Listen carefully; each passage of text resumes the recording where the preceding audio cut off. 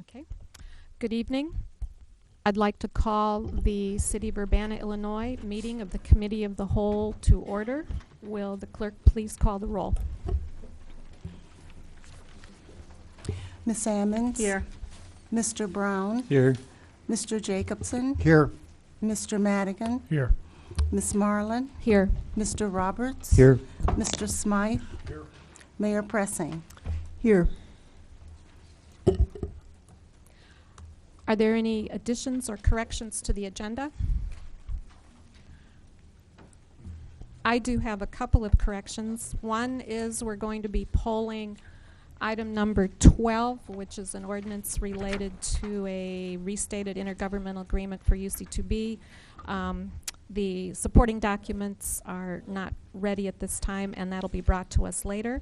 And then I've been advised by the city attorney that we'll be polling item number 8, and Mr. Simon can explain that.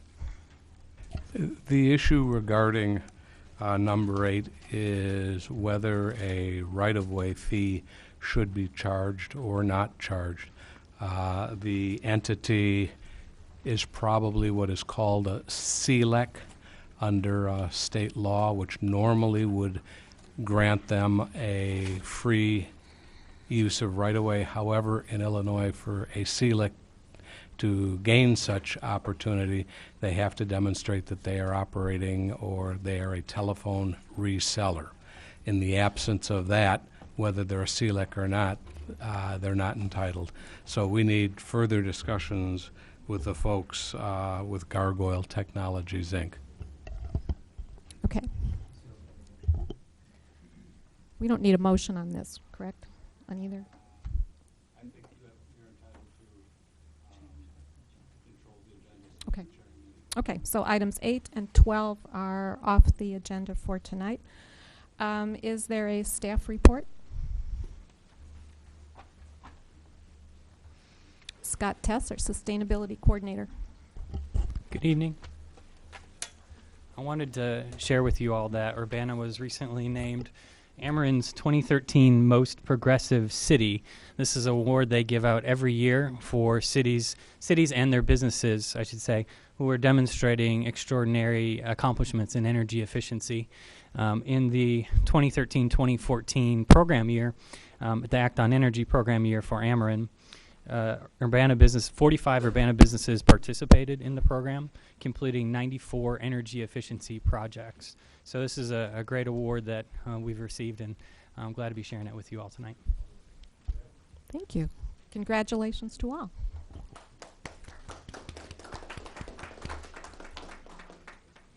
Any other staff reports? Okay.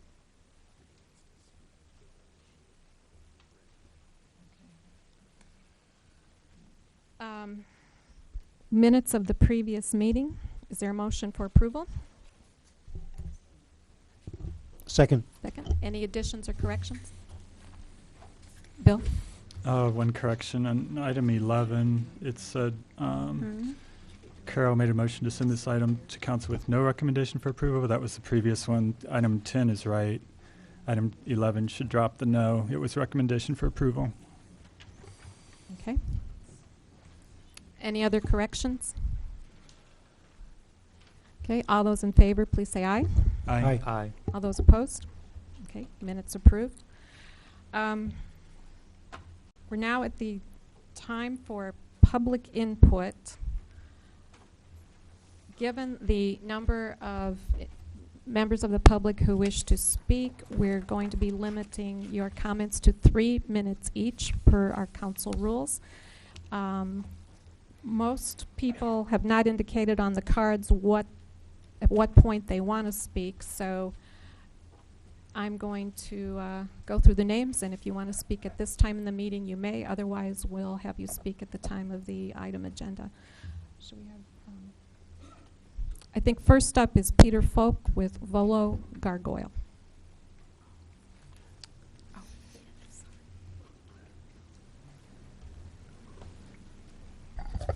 Hi there, Peter Folk, 1407 South Maple Street, Urbana, Illinois.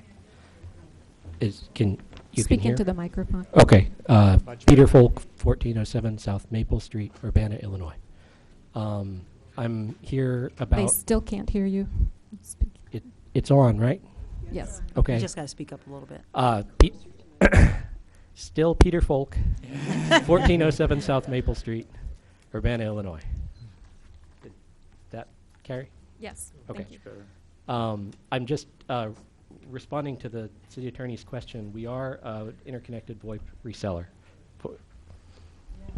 We will need to verify that because there are, if you're running services other than telephone, there are certain, different rights-of-way fees. But I think it's a matter that you need to talk, we need further information, and I'm sure you can provide it. I have no doubt you'll be able to provide it. Okay. Hopefully we can get it resolved relatively quickly. Okay, so does that mean that it is no longer on the agenda for today and will not be discussed, or it will be discussed? I understand it's no longer on the Right. agenda for today until these issues are worked out. It should be put back on the agenda the next committee meeting. Okay. All right, thank you. I have a question, though. Charlie? Yeah, I don't know what kind of timeline Peter is working with, but, is this an issue that can be resolved between now and next council meeting? I mean, because if the agreement's ready to go and it's just a matter of him providing additional evidence between now and then, we could send this to council and then deal with it. If it's not ready, then we just keep it in committee. You can do that if you want. I don't know the volume of information which will be necessary, and I think that's something, rather than discussing it here, that Peter and I and Bill Gray probably should talk about. I'd rather not talk about that kind of stuff now.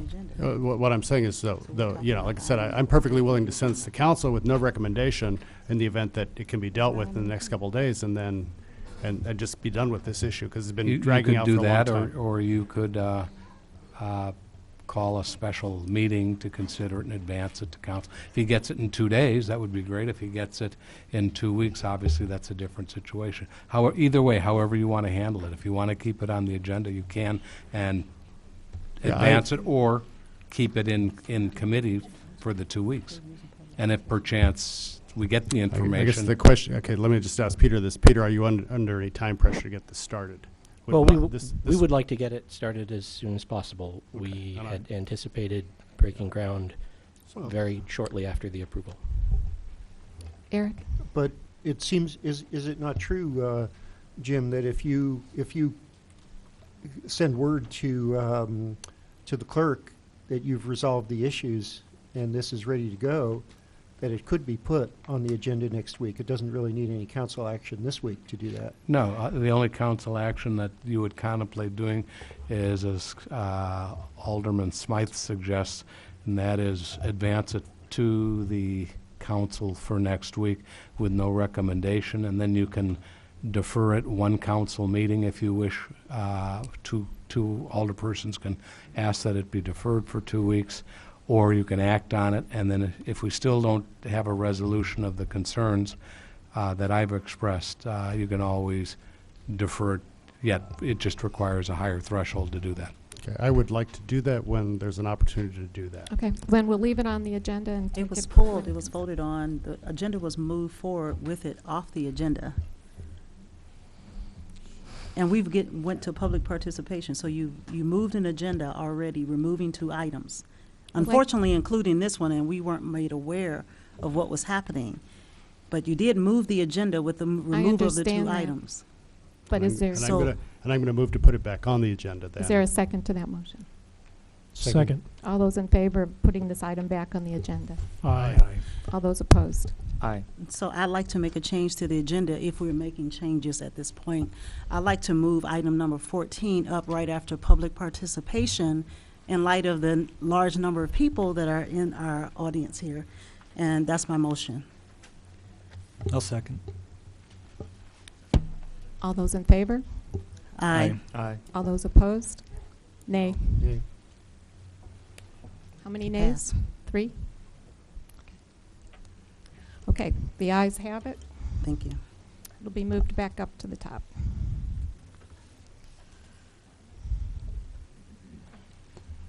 Okay, I overlooked Bill Gray for a staff report. Would you like to, did you have it? I dismissed. We'll see you later.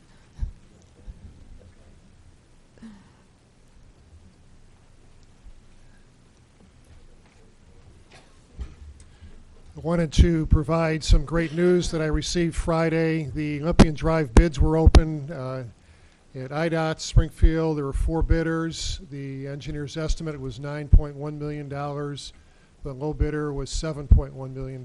Foyt's Construction Company is the apparent low bidder.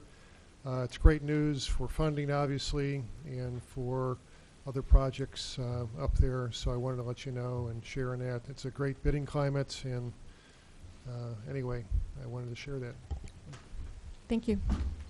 So, Eric? so does this mean that, I mean, the IDOT contribution is going to be the same, so ours is going to be that much lower? Is it that good news? The city and county's contribution is 0.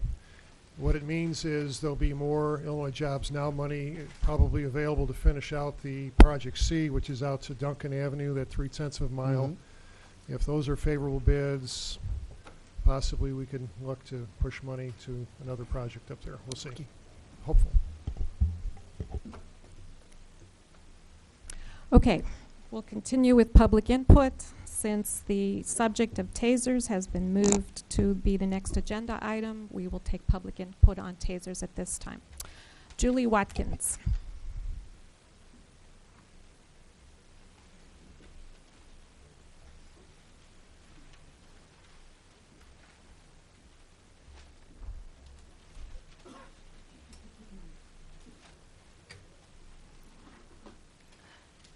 Please state your name and address for the record, and you have 3 minutes.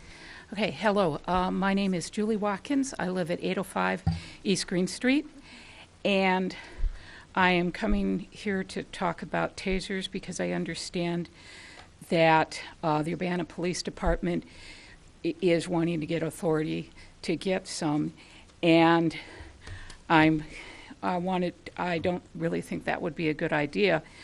And when I came in, which was earlier than this meeting, you had a previous meeting that seemed to be about funding and trying to find money to get to do stuff for social programs. And I have attended several Champaign County meetings about the No New Jail and programs, not jail cells. And the spokespeople there were talking about mental health services, and I understand from their testimony that many people, too large of a percentage of people who are involved with the local police department are people where if they had had mental health services, maybe that wouldn't have happened.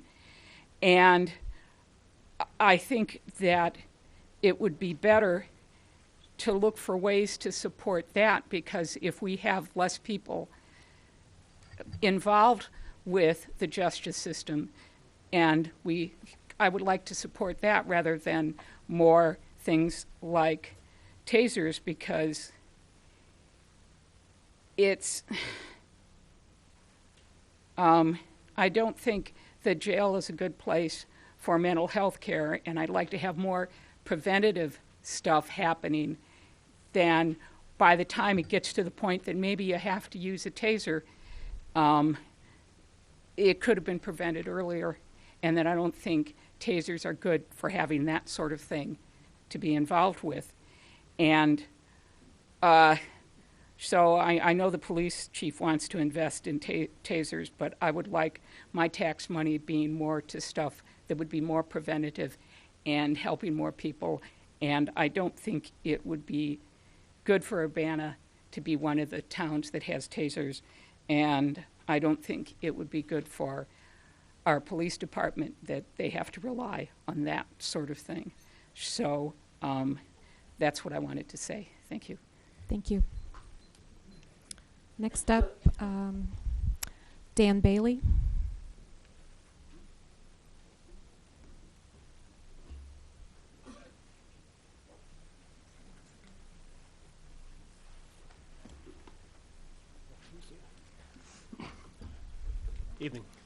Good evening.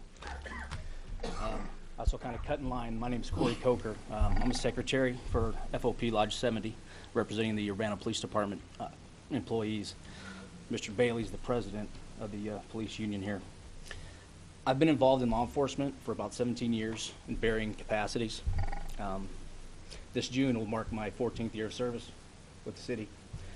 Currently, I'm a CIT officer and a sergeant on the midnight shift of Blue Team. When I was hired in June of 2000, I took an oath to protect the citizens and protect the property of the citizens in the city of Urbana. I stand by that oath today, and I understand what is expected of me as a representative of the Urbana Police Department. In fact, I know that much more is expected of me, given the fact that I am a police officer, as we are held higher standards, and rightfully so. You've entrusted us with an enormous responsibility by enforcing the laws, following city policy, keeping the public safe, and keeping ourselves safe to better serve the citizens of Urbana. I ask that you entrust us once again and provide us a tool that will allow us to perform our duties in a safe manner for the public and a safe manner for your officers. The men and women of the Urbana Police Department will strive to remain professional and courteous during contact with citizens. Currently, the resources at hand that I have, if a situation ever to arise, the effects of pepper spray, if anyone knows, the effects can last up to an hour. The effects of a baton strike can be debilitating, and the injury could last for days, weeks, and sometimes months. The effects of a taser will last 5 seconds, and I believe that we would be very professional with these, obviously with the checks and balances with the taser, with audio and video camera on the weapon itself. I think that protects the officer just as much as it protects the citizens. Thank you. I have two things to talk about. I think we're going to see a video about a call we had on East Main Street about a month ago. And I was on that scene. I was there for that. And I know this form here about taser brief written out, so there has not been any lethal force needed recently. Well, I can speak to right now that he was about 1 foot away from being shot. He was walking towards two females. They weren't moving. He had a knife. I saw him cut his wrists twice as I was there. He's approaching her. At some point in time, we had to draw a line in the sand. And that's the only option I had at that point in time, was a gun. If I had a taser, I could have used that. And also, I want to comment on an officer used to be here named Steve Scharf. He was attacked while on the line of duty. He is now out, disabled, shoulder problems. He can't lift his kids. He can't play with his kids or anything. I mean, I know that it's easy to say that we're paid to do this and to be hurt, but we're not paid to be hurt for our lifetimes. Okay, we are human beings. We have kids. We have families. Okay, if we are paid to be hurt forever, we're paid very poorly for that. So that's all I wanted to say. Thank you. Thank you. Next up is Danielle Chenoweth.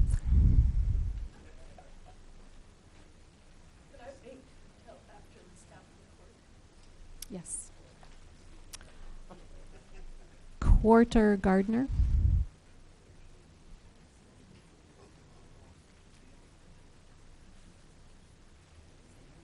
Is there Mr. Gardner here?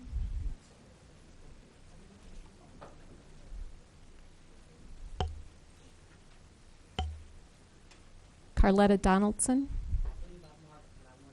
Speak after the presentation. Okay. We're using the wrong cards here tonight, so I don't know when you want to speak. Scott Dossett, please.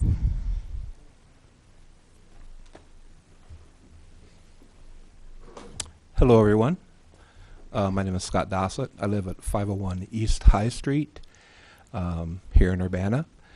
And I want to speak to you today generally supporting the acquisition of tasers by the police department in the city of Urbana. I come to you as both a liberal and a Democrat to do this. Having studied law enforcement and in the interest of full disclosure, I'm a member of the Civilian Police Review Board and have been such for, I don't know, as long as the board's been in existence. I'm a founding member.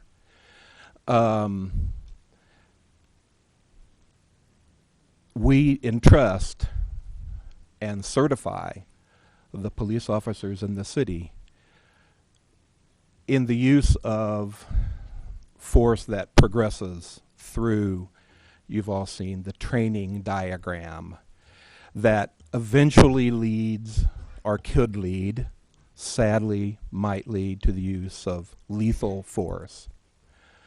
So the debate that we're in right now, I think, gives us the opportunity to look at not only how we function as a community, and I certainly appreciate the woman's comments about social services and et cetera, and I think you'll probably hear a lot about that today, but it gives us an opportunity to look at that use of force paradigm, think about how our police operate on the streets, and to work to help them do their jobs well.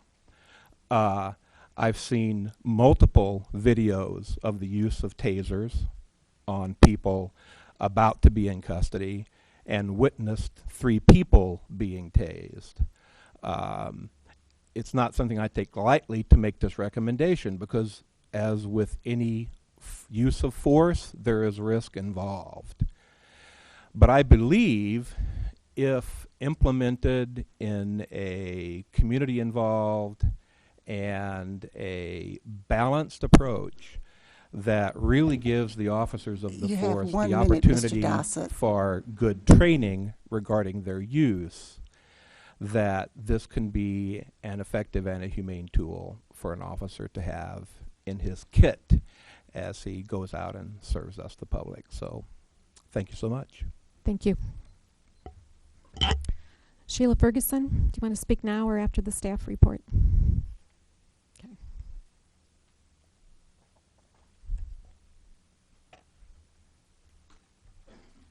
Good evening. My name is Sheila Ferguson. I'm at 1801 Fox Drive. I'm here as CEO of Community Elements and also as a member of the National Alliance on the Mentally Ill, NAMI. In my role tonight, I wear 1 hat as an agency provider and 1 as a family member of loved ones with mental illness and substance use disorders. Many law enforcement agencies are using tasers in an effort to reduce deaths and serious injuries from use of force by law enforcement officers. We understand that for officers to do their job and protect the community, they need to have a range of tools available. The tools in use today do range from verbal and nonverbal de-escalation techniques to batons, sometimes canine units, rubber bullets, to more lethal means such as guns. Whatever the tool, each one needs training, regulation, and monitoring before the use and ongoing training as needed or required. Having more tools can be better for community than fewer tools, but we also need the accompanying controls and regulations. The goal seems agreed upon. We want to protect our officers, those needing assistance, and the public from harm, and we want to avoid the use of force whenever possible. It is because this is another tool that could be used to avoid the use of force that it finds support from those of us who understand and work with individuals with behavioral health needs. We want to promote the use of non-lethal options in an effort to make sure that we exhaust all possible options before use of force whenever possible, and that we help and not hurt those in need. In March of 2008, NAMI adopted a new policy that emphasized that tasers should be permitted only when responding officers conclude that an imminent threat or death or serious injury exists, which cannot be contained by lesser means, and or is likely to be hazardous to the officers, the individuals they're responding to, or a third party. Tasers or other conducted energy devices are not an appropriate substitute for alternative de-escalation techniques, nor should they be used as a means of intimidation or inappropriate coercion. If approved for use, there should be enforced standards governing their use, and there should be a definition of who is authorized to use them. There should also be a policy that requires that each use of the device is investigated by law enforcement agency or others as needed to ensure the device is used only in situations that warrant such a response. Community Elements and NAMI both support and assist with the crisis intervention team training for officers and deputies in Champaign County. You have 1 minute. We understand the need for more tools. We support non-lethal options, but we also ask officers approved to use any tools receive mandatory CIT training, which includes crisis verbal and nonverbal de-escalation techniques. Mandatory training could include information about all of the effective methods of responding to people with mental illness and substance use disorders. I just mentioned that social services, in particular mental health, is slated to have another cut. So any training and support of tools, and certainly the collaboration between those of us in the provider networks and those of us who need help in the community is appreciated. Thank you. Thank you. Daryl Cruz, do you wish to speak now or at the time of after the staff presentation? Okay. Ron Kester.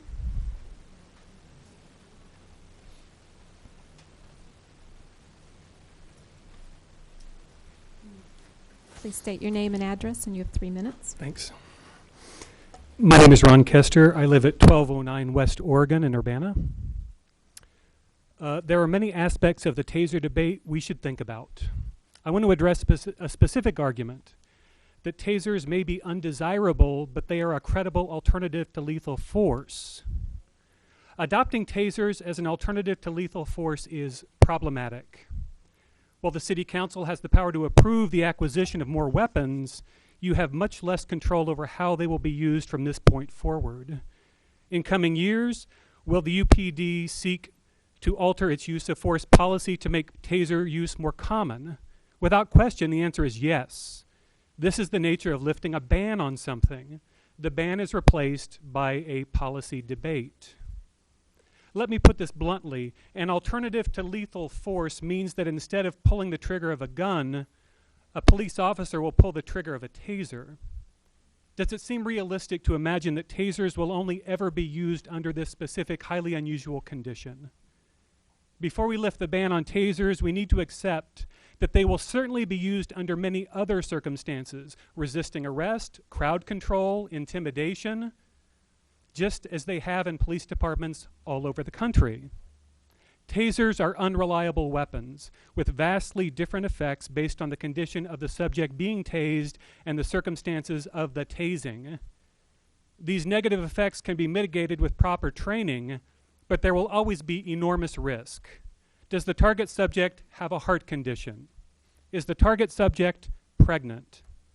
This risk makes their key selling point, an alternative to lethal force, seem doubtful. Who says so? More than just Amnesty International. The ACLU says so. A study by the Stanford Center on Criminal Justice says so. The American Heart Association says so. Make no mistake, the decision before you is one of life and death. We rarely have to make these sorts of decisions in daily life, hopefully never. I want to check in with each of you tonight to be sure you have understand. 1 minute. I want to check in with each of you tonight to be sure you understand the gravity of the decision before you. And if, after examining your conscience and your heart, you realize you haven't accepted the consequences of repealing the ban on tasers, the strong possibility of injury and death to the citizens of our community, maybe your neighbors, then I respectfully recommend that you vote against this proposal. It is that important. Thank you. Thank you. We have Porter Gardner, who does not wish to speak, but his position is for tasers and representing FOP Lodge 70. Betsy Rank does not wish to speak, but her position is for representing... Sorry. Betsy Rank does not wish to speak, but registers a position for the use of tasers and is representing FOP Lodge 70. Dorothy Vera Weiss, do you wish to speak now or after the staff report? Okay.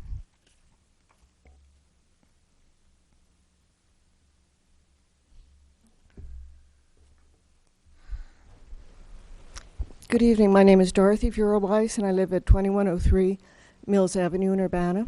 I'm a retired physician, and I moved here in September. And in general, want to say that everything but the weather has been wonderful here. First, I want to say that I think it's very important that police officers have the tools that they need to protect the community and protect themselves. And that the tools would include both technological tools and also training that prepares them to deal with situations. I just obtained a copy of the report that I believe is going to be given this evening. I just downloaded it this afternoon. And on initial review of Dr. Ross's comments on the Amnesty International study, I, from a medical point of view, have some differences with him based on my reading of the medical literature. And I think that that this is a reason that there should be time for more consideration of the issues. And some of the issues also include comparison of the relative benefits of tasers with the relative benefit of additional training in crisis intervention and de-escalation that might be beneficial, and the impact on adoption of tasers on the interactions of the police with our community. I think that there can be long-term consequences either way. And in view of these issues, I really hope that you will allow enough time, which means weeks or long months, to consider both the issues of the tasers themselves, if they were to be adopted, how their use would be determined and reviewed, and what the alternatives are before spending both the money and the change in policy on this possibility. Thank you very much. Thank you. Yakov Ziso, you want to speak after the staff report? Dr. Underwood. Patricia Avery.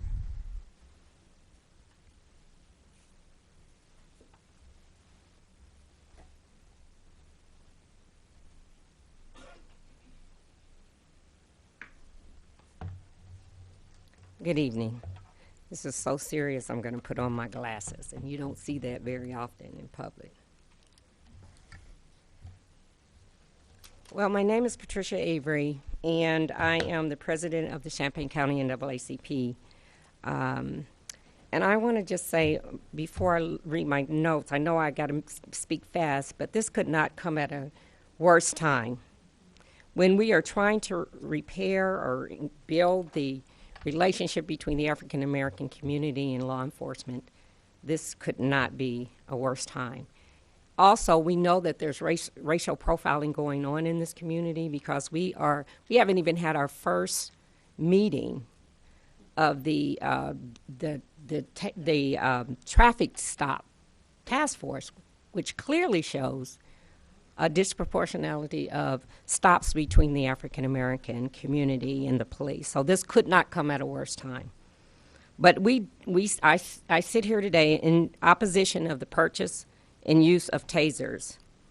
And today you will be given 196 reasons that support our position. Since 2001, Amnesty International has reported over 547 taser-related deaths, and the majority of those deaths happen to people of color. Black people and people of color have been human targets for far too long. And I don't want to hear that I'm playing the race card because, number one, I'm not playing. And number two, when it comes to race, as it relates to the level of those who are being tased in America, they are used disproportionately against people of color. It has always been the position of the Champaign County NAACP not to support the purchase of the use of tasers because it is a weapon that delivers 50,000 voltage charge to the person, which interrupts their body's electrical system. It's simply an inhumane treatment, and it has been described as torture. Chief Connolly himself admits in a meeting as to being tased and never wanting to be tased again because of the effect. 1 minute. My research deepens my understanding of why Chief Connolly would feel that way, and probably anyone else who has been unfortunate enough to experience such pain. It is true that the NAACP supports less lethal methods of keeping the peace and enforcing law and order and keeping all people, including the police officers, safe. However, tasers are not the answer. In fact, research would indicate quite the contrary. And before we get into the 196 reasons, there are 7 other reasons why we stand opposed. Number one, electronic tasers are not non-lethal weapons. They are less lethal weapons, which inflicts excruciating pain and can cause great bodily harm, including death. Number two, newer equipment can cause even more bodily harm or even death. The latest model of the taser, the X226C, delivers even more powerful charge. Number three, experience in the U.S. or in other countries, including the UK, show that officers armed with tasers use this method as enforcing compliance with their demands. 4, taser weapons, according to the United Nations Committee Against, I'm not going to stop you guys, if you don't mind. We just gave you 2 more minutes, Okay, please. thank you. Taser use constitutes a form of torture and even provoke death. Number 5, tasers are disproportionately used on people of color and those with mental illnesses. African Americans make up 13.6% of the total population, yet 41% of the 2003 and 2013 taser-related deaths in America are black people. So even more alarming, for example, there were 88 deaths that were reported in 2014. 87 were men and a 62-year-old African-American woman. In over 90% of the cases where death with serious injuries occurred as a result of the taser use, victims posed no serious threat to life of an officer or the public. And number 7, Champaign County has enough tasers. The Champaign County Sheriff has them, and the University of Illinois Police has them. So it is with great sadness that now I have to begin to read the names and ages of 15 of those 196 individuals who died from taser-related deaths from 2009 and 2014. And I don't think you or I can convince the families of those individuals that tasers are not less lethal or non-lethal weapons. Derek Jones, 17, African American. Rudolph Lepe, 31, Hispanic. Roger Redden, 52, Caucasian. Garrett Jones, 45, Caucasian. Richard Luau, 28, Hispanic. Rudolph Byrd, 37, black. Michael Jones, 43, black. Sharnae Winfield, 32, black. Robert Lee Welch, 40, Caucasian. Brett Elder, 15, Caucasian. Marcus D. Moore, 40, black. John Meyer, Jr., 48, Caucasian. Richard Valero, 41, Hispanic. Robert Mitchell, 16, black. Craig Prescott, 38, black. I really want to say to the council, I really hope that now's not the time. I think we need more research. Thank you. Next is Minnie Pearson.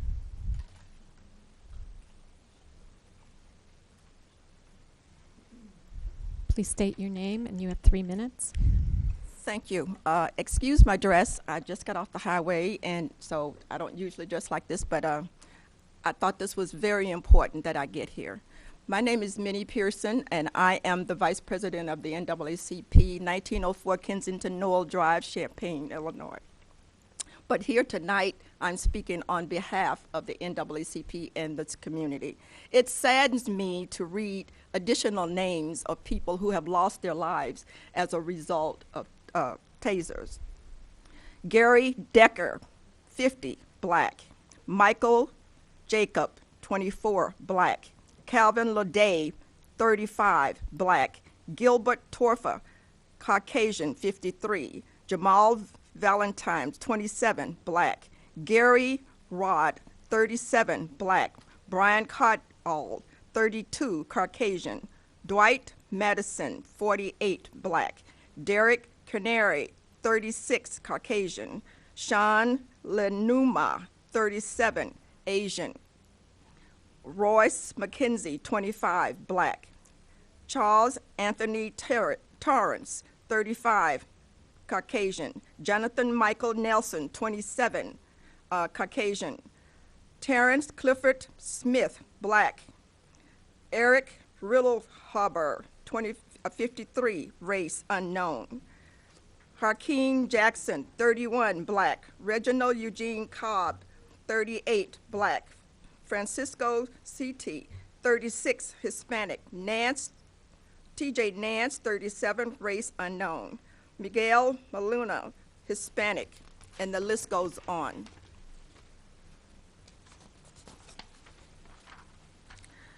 Miguel Dante Dent, 27, Hispanic. Sean Ledbetter, Caucasian. Alton Warren Ham, Caucasian, 45. 1 minute. okay? Richard, Battistata, 44, Hispanic. Derek Hemberg, 38, black. Ricky Macy, 38, black. Christopher John Belknap, 36, race unknown. Frank Cleo Sutphin, 19, Caucasian. Jeffrey Woodward, 33, Caucasian. Herman George Cobby, 58, Caucasian. And this is just a few of those names. Please consider. Thank you. Next up is Chris Ham.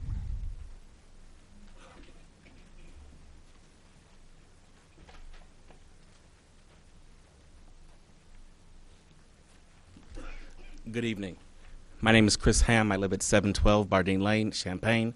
But today I come to you as a member of the NAACP Executive Board. I've been given the unfortunate task of reading some more names of people who have suffered the loss of their life as a result of tasers. Daryl Bain, 43, black. Matthew Bollock, 30, Caucasian. Jesus Gillard, 61, black. Ronald Petruni, 49, Caucasian. Eddie Buckner, 53, Caucasian. Andrew Grande, 33, Caucasian. Hatchell Pate Adams III, 36, black. Paul Martin Martinez, 36, Hispanic. Douglas Boucher, 39, Caucasian. Linda Hicks, 62, black. Preston Busey III, 41, black. Michael Hawkins, 39, Caucasian. Stephen Palmer, 49, race unknown. Delano Smith, 21, black. William Bumbry III, 36, black. Kelly Brinson, 41, black. Joe Spurriel Jr., black. Patrick Burns, 50, Caucasian. Daniel Mingo, 25, black. Mark Morse, 36, Caucasian. Robert Olivo, 33, Hispanic. Christopher Wright, 48, black. Wazun Ingles, 31, black. James Healy Jr., 44, race unknown. Albert Valencia, 31, Hispanic. Daniel Joseph Barger, 24, Caucasian. Adil Jermai, 32, Moroccan. Adriacus Davis, 29, black. Sukiba Alawumi, 39, black. Ephraim Karian, 35, Hispanic. Carl Johnson, 48, Caucasian. And the list goes on. Thank you. Thank you. Next up is Janice Mitchell.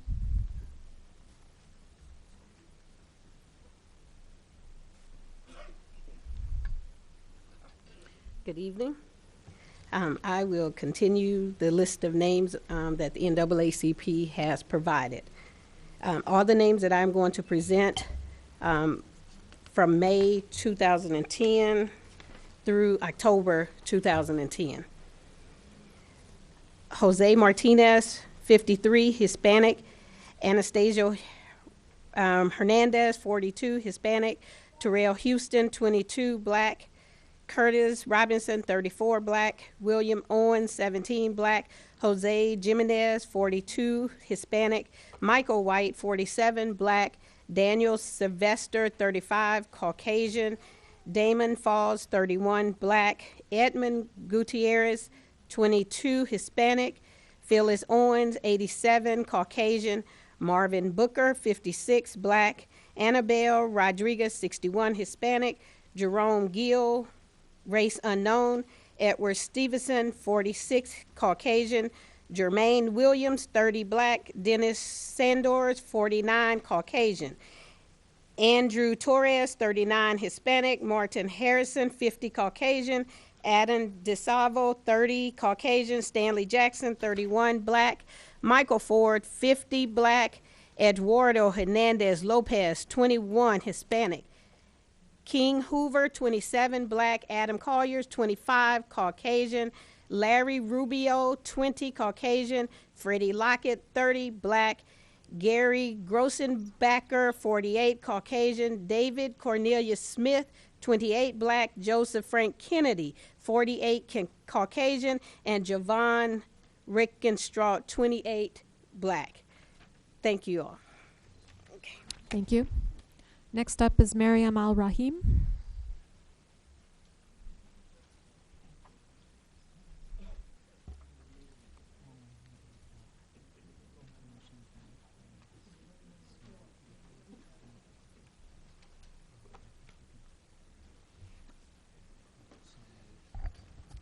My name is Mariam Rahim, and I reside at 2722 East High in Urbana, and I will continue to read the list of those persons unfortunate enough to die from less lethal force. These deaths occurred during the period of October 7, 2010 through July 19, 2011. Patrick Johnson, 18, Caucasian. Ryan Blaine, 31, Caucasian. Kareem Ali, 65, African American. Troy Hoft Allen, 36, Caucasian. Eugene Allen, 40, race unknown. Robert Neal Jr., 61, Caucasian. Mark Shaver, 32, Caucasian. Denvius Thomas, 36, African American. Rodney Green, 36, African American. Blaine McElroy, 37, race unknown. Clayton Early James, African American. Anthony Jones, 44, African American. Linnell Lormias, 26, African American. Christopher Knight, 35, African American. Rodney Brown, 40, African American. Kelly Sinclair, 41, race unknown. Robert Ricks, 23, African American. Brandon Bethia, 24, African American. Jerris McGee, 23, African American. Adam Johnson, 33, Caucasian. Ronald Armstrong, 43, Caucasian. Kevin Campbell, 39, race unknown. Marcus Brown, 26, African American. Matthew Middlestat, 56, Caucasian. Alan Kephart, 43, Caucasian. Howard Hammond, 41, Caucasian. 1 minute. Otto Kohlberg, 55, Caucasian. Derek East, 40, African American. Kelly Thomas, 37, Caucasian. Joshua Nosaki, 32, Caucasian. Alonzo Ashley, 29, African American. I read 31 names, 16 of which were African American. We certainly do not comprise more than 50% of the population of this country. Thank you. Next up is Sundiata Chajora.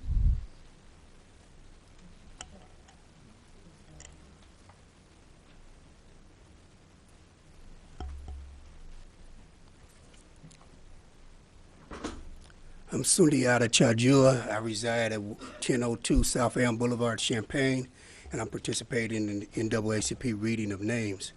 If this was an African American venue, we would begin with a libation in order to commemorate the stolen lives of the more than 200 people that comprise the list that we're reading who died from non-lethal force.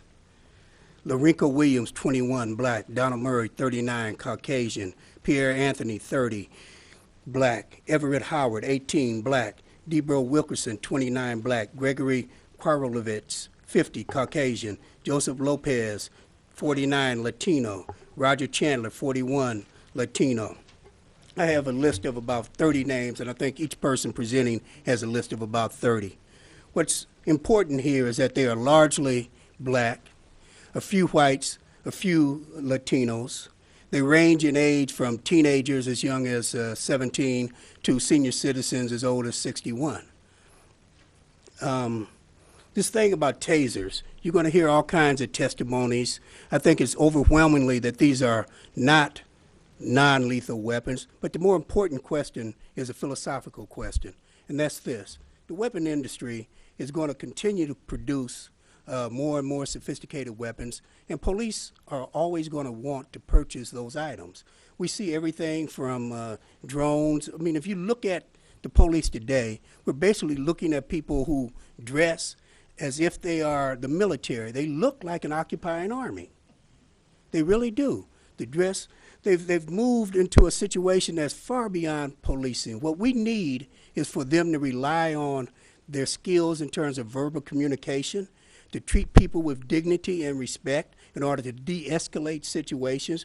What we need is for them, when there's a question of force, if possible, to use their combat training. They've been trained in hand-to-hand combat, to rely on those skills rather than to continue to weaponize. This movement for weaponization is absolutely dangerous. And You have for a 1 city minute. council, one of the things that you should be concerned with is that of these 200 names that we're reading, how many suits against the city were successful? But that's where we're headed, is that when you kill people, when the police kill people, it's the city that gets sued. We need to create an environment that allows police to operate in the most humane way, and we should reduce the amount of weaponry and let them rely on their human skills. Thank you. Deborah McFarland.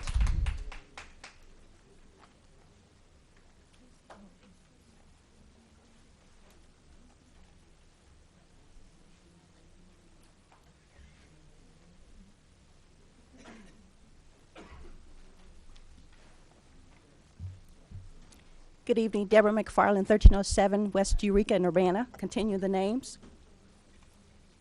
Bobby Morrell, 38, black.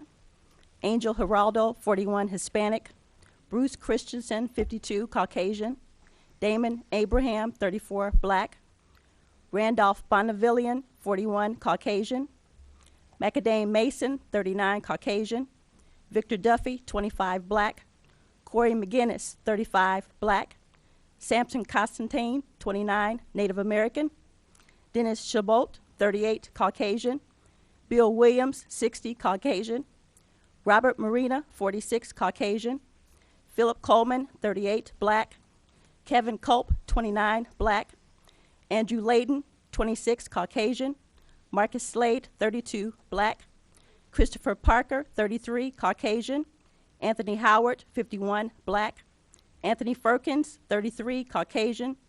Damian Heyman, 28, black. Danielle Simmons, 29, unknown. John Rana, 95, Caucasian. Zing Diea, 76, Asian. Israel Hernandez, 18, Hispanic. Michael Ruiz, 45, Hispanic. Trey Johnson, 27. Thank you. Thank you. Next up is Belden Fields. Time the presentation. Aaron Ammons.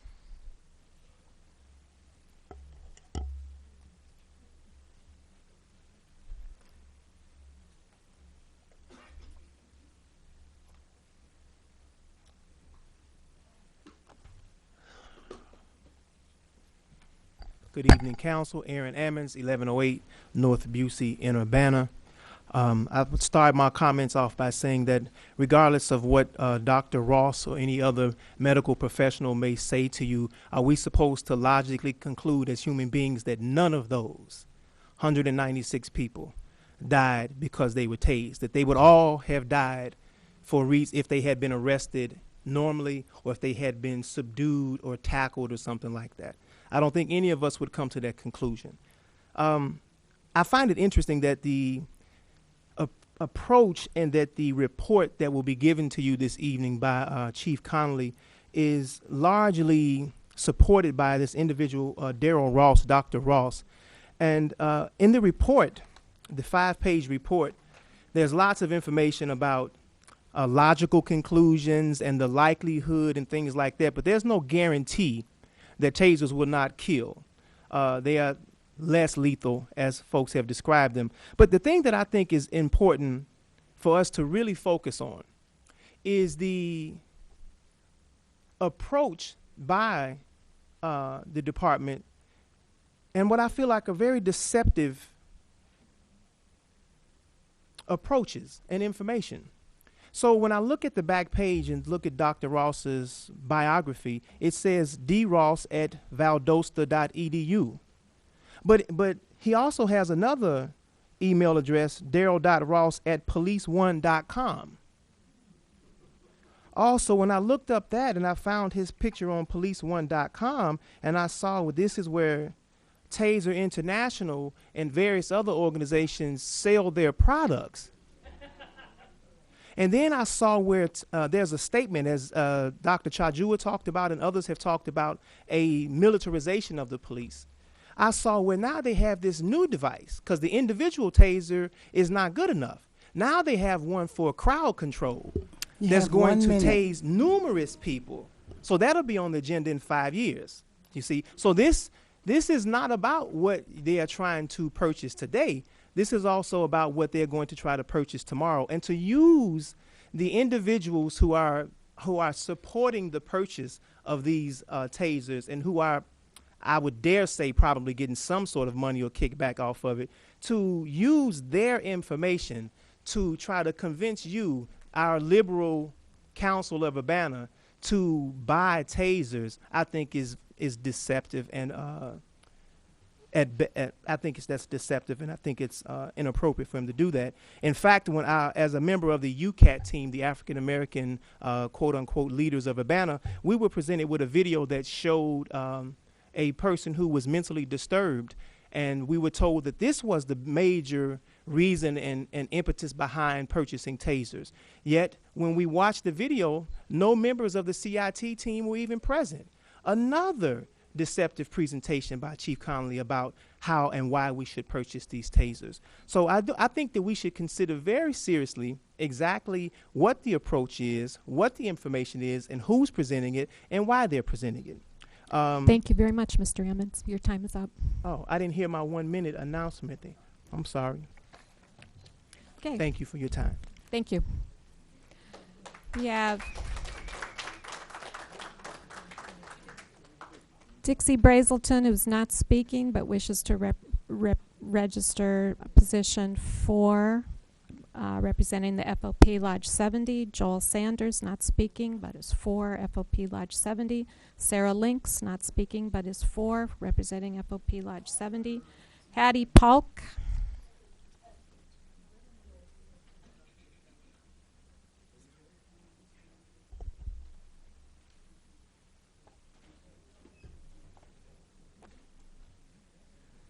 My name is Hattie Polk, and I live at 106 G.H. Baker Drive in Urbana, Illinois. And I am definitely against the tasers to be used.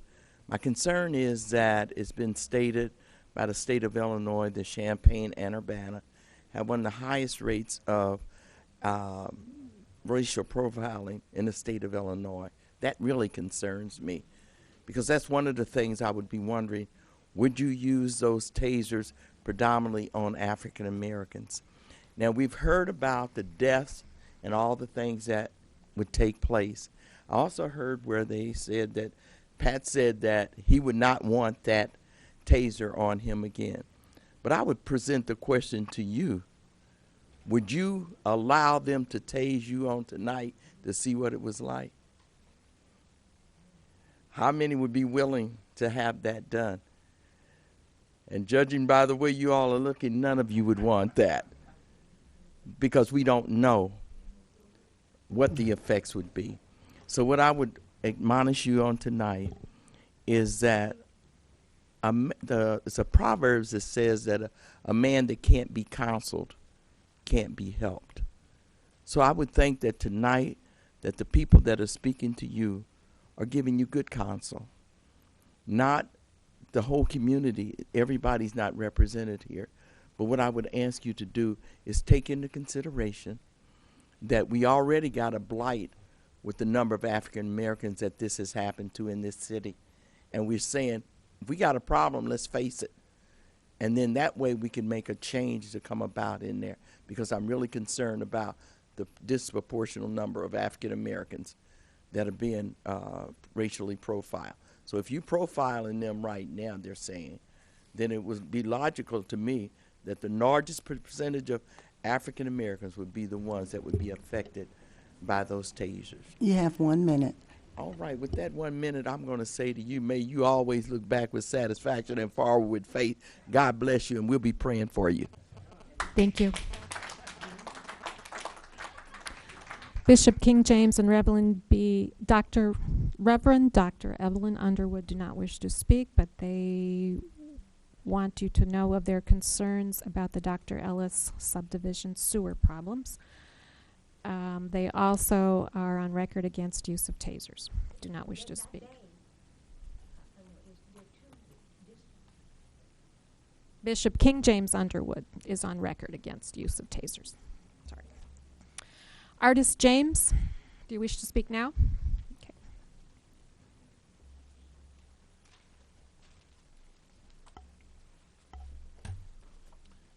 How you doing, Council?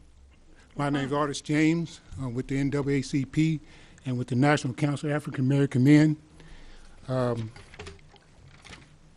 I must say the NAACP members only read a small sample of the deaths from tasers. The real number is 547. That's from the time taser has been used by law enforcement, and NAACP members only read 197. I look at the IDOT report on traffic stop in Urbana, and African American are 2 times more likely to be stopped than other groups. African American make up 13% of the population. I have a small sample of the report on the use of tasers between 2010 and 2011, where 30 people was killed. 13 were Caucasian, 14 were black, and 3 was other group. This is about 50% where black people got killed by the tasers.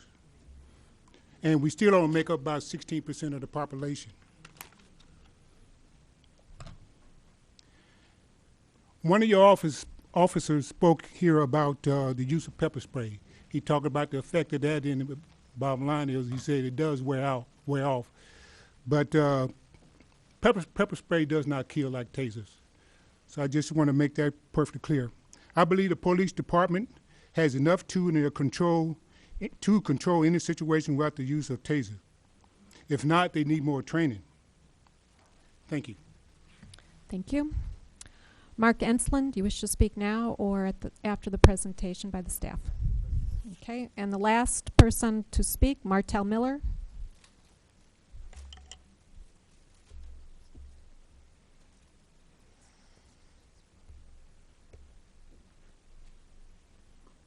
Martell Miller, 412 Illinois Street.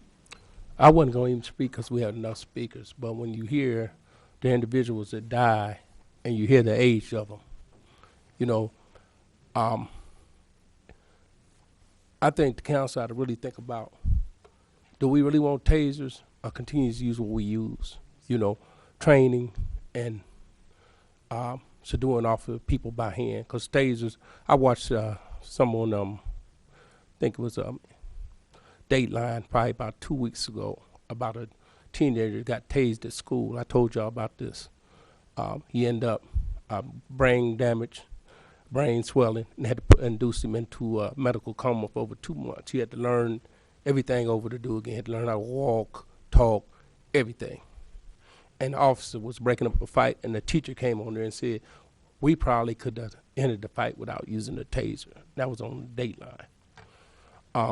I sat in the group with Chief Conley, which they call the African American leaders of the community, which we not voted or elected, we selected. And the reason I say that, if we can talk about tasers, we could talk about racial profiling. And at our last meeting, we was trying to talk about racial profiling.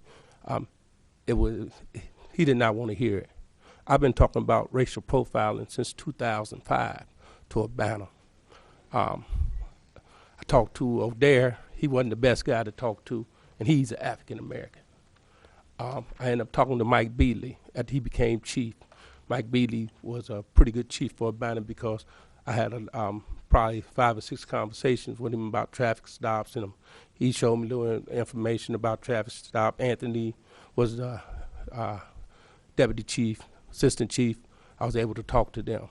Until we deal with racial profiling, racism in America, we don't need to give a police weapon that they can use for torture. You have 1 minute. For torture, and that's what it would be. Because if you see, 50% of the people get tased. We stop 3 times as much as anyone else who's driving. And I don't know if you're just using your freedom of speech, that means that you get tased. I seen a young man, I'm gonna tell you this, I seen a Caucasian cuss the police out with 100 cuss words, didn't even get arrested. I seen the African American said, "That's bull," get slammed to the ground and arrested because he said it was bull would happen to him. That was the only thing he said. Now, until we police everybody the same, we shouldn't give them another weapon. And I'm going to end with this. A guy in San Francisco on New Year's Eve, Oscar Grant, was stopped by the police when he was detaining him. He said he was grabbing his taser and grabbed his gun and shot him. But if he didn't have that taser there, he had to resume with the handling him with his hands, because the man wasn't really a resist and arrest. He was just being outspoken and was shot because the guy said he wanted to use his taser. He got mixed up. So make sure they don't get mixed up. Don't put nothing else on their side. Thank you. Thank you. Okay, at this time we'll have a presentation by the Urbana Police Department.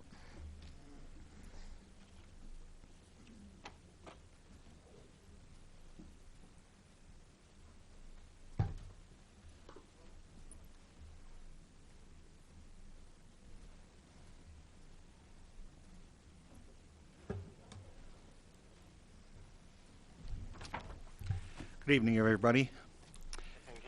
The controversy surrounding tasers is not unique. Law enforcement agencies encountered similar controversy with when pepper spray was introduced in the late 80s and early 90s.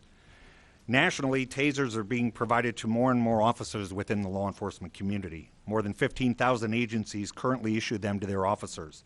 In Champaign County, Rantoul, the U of I, the Champaign County Sheriff's Office, Mahomet, Gifford, Tolono, currently issue them, and Thomasboro and Fisher plan to implement their use in a couple of months. Bloomington, Normal, Decatur, Danville, Peoria, Joliet, Aurora, Springfield, and the Illinois State Police are just random samples of other agencies that issue them to their officers. The conducted energy device, the CED, which I'm going to refer to as a taser from this point on, initially produces 50,000 volts of electricity. The electricity stuns and temporarily disables people, causing involuntary muscle contractions. But as you're going to hear from Dr. Mike Slosher, the empirical data will demonstrate that the tool is safe as long as they're operated within guidelines. In addition, I recognize that if officers use this outside of the department policy, those officers must be held accountable for their actions, and I'm the person that's responsible for doing that. Although Mike will explain this in much more detail, tasers use compressed nitrogen to fire two barbs, sometimes called darts, at the target. Electricity travels along the wires attached to the probes. Although the probes cause small puncture wounds and possibly some light burns to the skin, a study by Wake Forest University researchers found that 99.7% of the people who were shocked suffered no injuries. In 2011,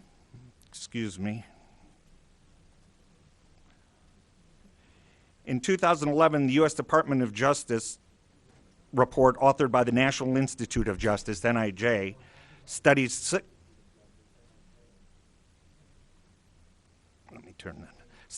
police departments and evaluated 962 real-world taser uses.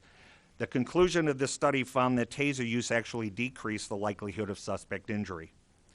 A document presented to the council on March 24th attributed the taser to being responsible for 460 deaths during the period 2001 to 2010. I included some of that information in your packet that was authored by Dr. Darrell Ross, a PhD who is considered an authority on the study of taser use, who tried to better explain the concerns that were addressed in that document. In addition to Dr. Ross's information, NIJ gathered an expert panel of medical professionals and documented their findings in an NIJ study.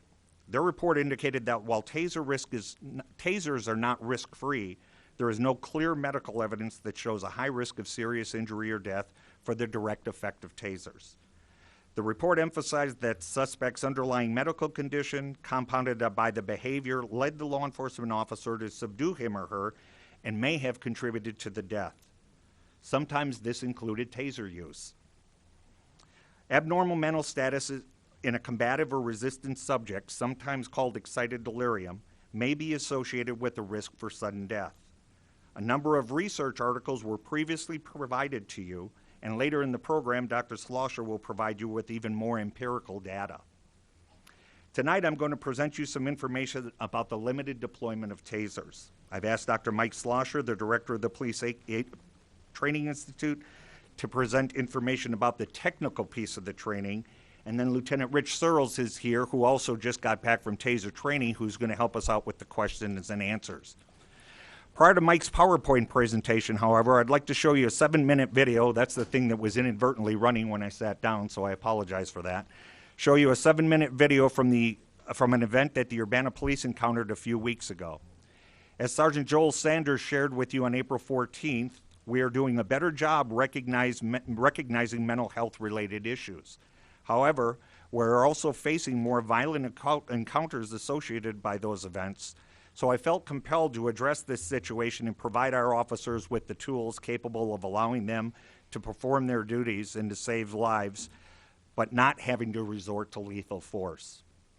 With that, let me turn this thing back on, and the first portion of this video is going to be just the radio traffic, so the screen itself will be black. Yeah, I'm in my car. There's a young man on Main Street. He's got a knife. He's covered in blood. You said he has a knife in his hands? Yes, he has a knife in his hand. He's got a white T-shirt on and black shorts and flip-flops, and he's just in the middle of the road.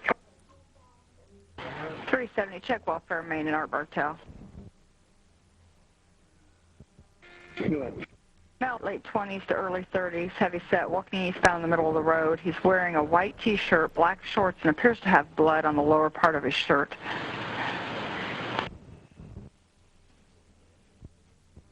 Also a heavy set female walking alongside of him. There's also a heavy set female walking alongside of him. 341, 10-4. 370, 341, we're getting more calls now. Second caller advised male has a knife in his hands. They're now at Main and Dotson. Main and Dotson. Champaign County 911, what's the address of the emergency? We've got some guy standing in the middle of the road bleeding. Okay. It's Dotson and Main. Main and Dotson, you said? Yeah, he's just west of this intersection, white T-shirt, got blood all over his chest, he's wearing black shorts. Okay. And then there's a woman, too, up by the side of the road. I don't know if she's calling 911 or not. Okay, give me just a second. Are you close enough you could see if he needs an ambulance, or? This guy's just freaking out. He's just standing in the middle of the road. This is going to be some video of the in-car cameras of the officers that were responding. Okay, all right. His left arm's covered in blood also. Okay. It's really important that you note that the roads were Okay, yeah, it looks like literally we covered gotten a with call and there ice were some that officers morning. headed that way. We'll give them the updates. Yeah, they don't need to expedite. This guy's, he's starting to walk east now. He's got a knife in his hand, for sure. Getting a third call now also. 343, Be advised he's cutting his wrist at this time. Champaign County 911, the address of your emergency. Please, I need you. Okay, can you take a deep breath for me? Okay. Take a deep We're breath. here on Main Street. We're out on Main Street. By Scotswood. Where? Scotswood. Okay, what's going on? Please stop doing that. The police are going to call. Isaac, stop walking like that. Yes. What's going on? He's slitting his wrist. He what? He's slitting his wrist and walking around. Okay. He is really intoxicated. Okay, you're at Main and Scotswood? He has by them, but he's running back and forth, stopping traffic. Please hurry. Send an ambulance, please. No, you know who he is? Yes. Please, stop. Stop. Okay, ma'am. Do you know who he is? Yes. Who is he? My boyfriend. Okay. Is it Main and Scotswood? Yes. Babe, please put that down, babe. Okay, ma'am, take a deep breath for me. How old is he? Huh? How old is he? Babe, throw the knife. What? Throw it. Just throw the knife. Okay, so this is Is he violent? this is an image of the first officer at the scene. Man, 34123. Yeah, within the neighborhood. Hey man, what's going on? You dropped the knife, man. Drop the knife. Drop the knife. Yeah, 34143. He's got blood on the shirt, pacing back and forth, refusing to drop the knife. Drop the knife. Drop the knife.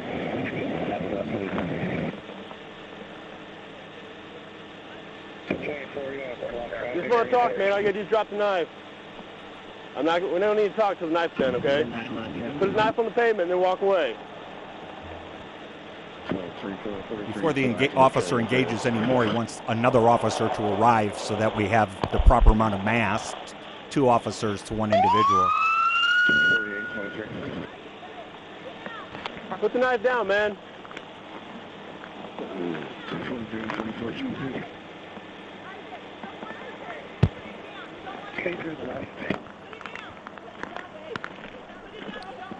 Now, it's important to look back here because the traffic is stopped and there are people in the roadway now.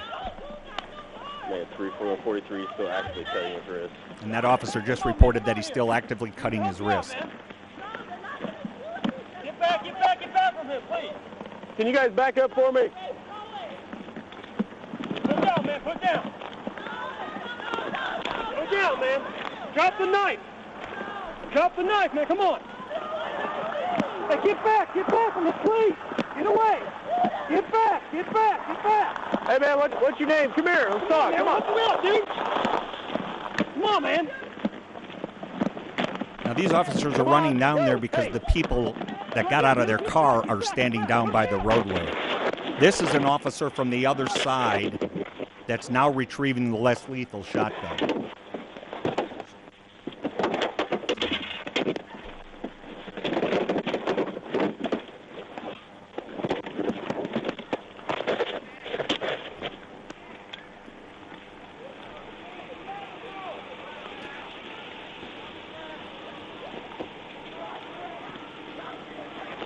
So the gentleman's now running eastbound on Main. The officer is about to confront him. Put it down, dude. Put it down. He's confronting him to tell him to drop it, and he's got the less lethal gun in his hand. Put it down. I'm going to hit you with this.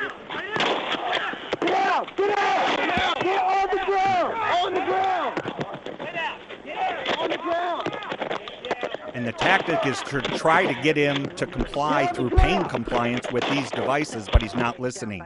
Now, there's some elderly people up here on the porch, so these officers now have to go around in an effort to stop him from going up there, and they were able to get around. Now, you need to watch right here because, fortunately for us, there was a county deputy at Main and Vine at the time that this call came out, so he came down to assist us. Thank goodness he wasn't in Rantoul or someplace else. And now he's directing the person to get to the ground, and he just tased him. And within a matter of seconds, we were able to get him under control and get him to the hospital. So the point of that video was, and by the way, these were the devices that were used as the less lethal impact rounds. In the old days, what we referred to as beanbag rounds were actually lead-filled devices. They were very unstable. Oftentimes, they would fly through, and they were not aerodynamically correct. So we switched to these, what are little rubber devices that look like toys, but they still carry a great deal of kinetic energy. And just so that the audience understands what these feel like, I'm going to just pass it around and we'll collect it at the end. So the point of the video was, in one video we had, by the way, 3 CIT officers who were present on the scene, but sometimes all the talking or all the training in the world doesn't get a person to comply with us when they're in an altered state or under the influence of drugs or a number of other issues. But in this particular case, we used the less lethal round 4 times. It was almost completely ineffective.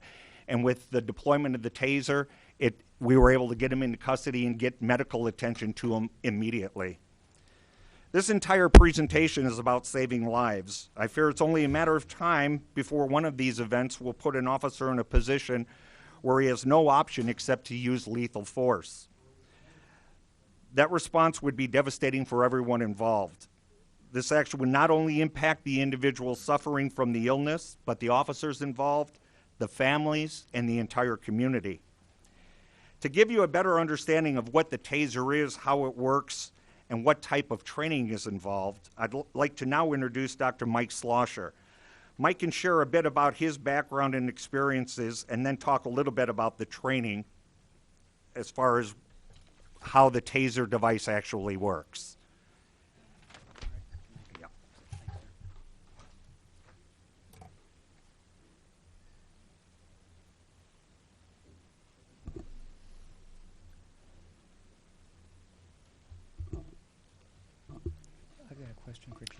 Hello, everybody. And can you guys hear me okay? Maybe I don't have quite the voice, but again, I'm Michael Schlosser, and I am the director of the University of Illinois Police Training Institute. My PhD is from the University of Illinois in education. I am a retired police officer after 20 years of service and began training police officers early on, as early as 1998. I do teach many things such as the tactical communications, which I think we heard is a very important thing for de-escalation. And that is something we definitely emphasize, and that is something that Chief Connolly actually has me come to his department and continue to give training to his department in that type of training. I also teach use of force. I teach control and arrest tactics, and as part of my instruction, I've been a taser instructor for about 10 years now. So what I would like to do is talk a little bit about the taser and actually how it works, and maybe talk also a little bit about some of the research involved. So if you don't have any questions, I'll just go ahead and get started. Okay. All right. Well, first of all, Dr. Schlosser, yes. we have one question. Actually, it was for Chief Connolly. I'm trying to speak right into the mic, but I will try to do so. So, watching the video, Chief Connolly, what we saw was that first rifle that was being employed, you said by 4 shots. This was the the green pellet. That's correct. And that didn't seem to have any effect. That's correct. But you did try to use that first before then the taser was brought in by the Sheriff's Department? Well, we used it because we didn't have the taser available. The taser showed up on the scene. Otherwise, the taser would have been used before the less lethal, because the less lethal shotgun we have used on a number of other occasions, and it's relatively ineffective. So it doesn't really work. That's correct. All right, I'm moving my mouth a little closer to the mic. You're good? Okay. Okay, yeah, all right. So we'll go through the presentation, and then I'll be glad to take questions. First of all, I'd like to mention that, you know, as far as the taser training goes for police recruits, I have actually exposed over 1,000 recruits to the taser. That is part of their training. They need to be exposed to taser as part of their certification. And out of the 1,000 recruits plus that, you know, I have taken through the taser training, I have had 1 injury, and that was a strained muscle shoulder. So that was the only injury we've had. Also, I personally have been exposed to taser 5 times myself, and I've also exposed my son, who's grown, to taser in 2 other situations where he volunteered to be tasered for demonstrations. And of course, we know that Chief Connolly has also been exposed to taser. And I think an interesting thing to note here is that I also teach the OC spray, or the pepper spray, which is another tool we've been talking about. And when recruits go through the pepper spray training and they have a number of obstacles they have to fight through, we learn they can fight through that. And then after I give them the training on taser, immediately after they've been exposed to taser, I ask the question. I said, would you rather be exposed to pepper spray, or would you rather be exposed to taser? And 99%, I would rather be exposed to taser. It does immobilize them, but as soon as their immobilization is complete, they feel completely normal. So that has been my experience between the 2. So Actually, the thing about the taser, it is just a 5-second immobilization of somebody. So it's during those 5 seconds that officers gain control of somebody to prevent any further fighting, to get control of somebody so that there's less likely a chance that somebody's going to be injured. And that's the difference between the OC and the taser. And also, I understand some of the concerns. I really do. But I think we heard earlier, maybe from an officer, how we are proud of our profession, and officers that around the country or have used it inappropriately give us good officers, which are most, a bad name. And in fact, the officers, when they see things like this on YouTube or wherever, officers say, we don't want these officers on the street. We want them disciplined. We want them punished. We want them possibly fired and maybe even criminal charges, because we are out there to do the right thing, and that gives us a bad name.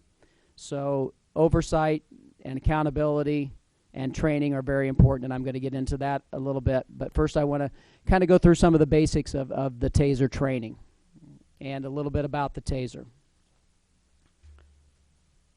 Okay, as you can see from this slide here, we know that taser has 50,000 volts. We hear that a lot. We hear that on the news. Somebody was exposed to 50,000 volts. But, we also realize that it's not really the volts that are dangerous, it's the amps. I'm hearing my voice echo in here.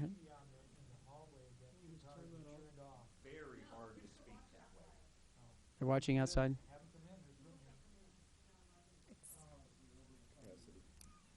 Okay. All right. I'll try to get used to hearing myself talk twice. All right. So as we go to this next slide here, when we're looking at a taser being 50,000 volts, this is a picture of a mother and a daughter at a museum with a Van de Graaff generator, and they are receiving 1,000,000 volts. So I think it's a little bit misleading when we talk about the volts instead of the amps. 1,000,000 volts, and obviously no pain, giving to those two. So, all right. So let's look at the amps. Okay, if we're looking at amps in a taser, we're looking at 110 or 16 amperes or amps in a wall outlet. We're looking at 1 amp in a Christmas tree bulb, and we're looking at less than 0.0021 amps in the taser. So the amps are very low, and that is what makes the taser safe, because of the low amps. Okay. And also, just kind of on a side note here, I was discussing this with my son, and my son is actually works for Boston Scientific, and he's a pacemaker expert, goes into the surgeries and implants pacemakers in people. And I was talking to him about this, and I said, I'm curious, in a pacemaker, what would the amps be? And he said, well, Dad, he said, a pacemaker would be 0.001 amps. And he said, keep in mind that is inside the heart, and the people with those pacemakers in them do not even feel that. So we're talking for tasers, we're talking less than 0.0021 amps.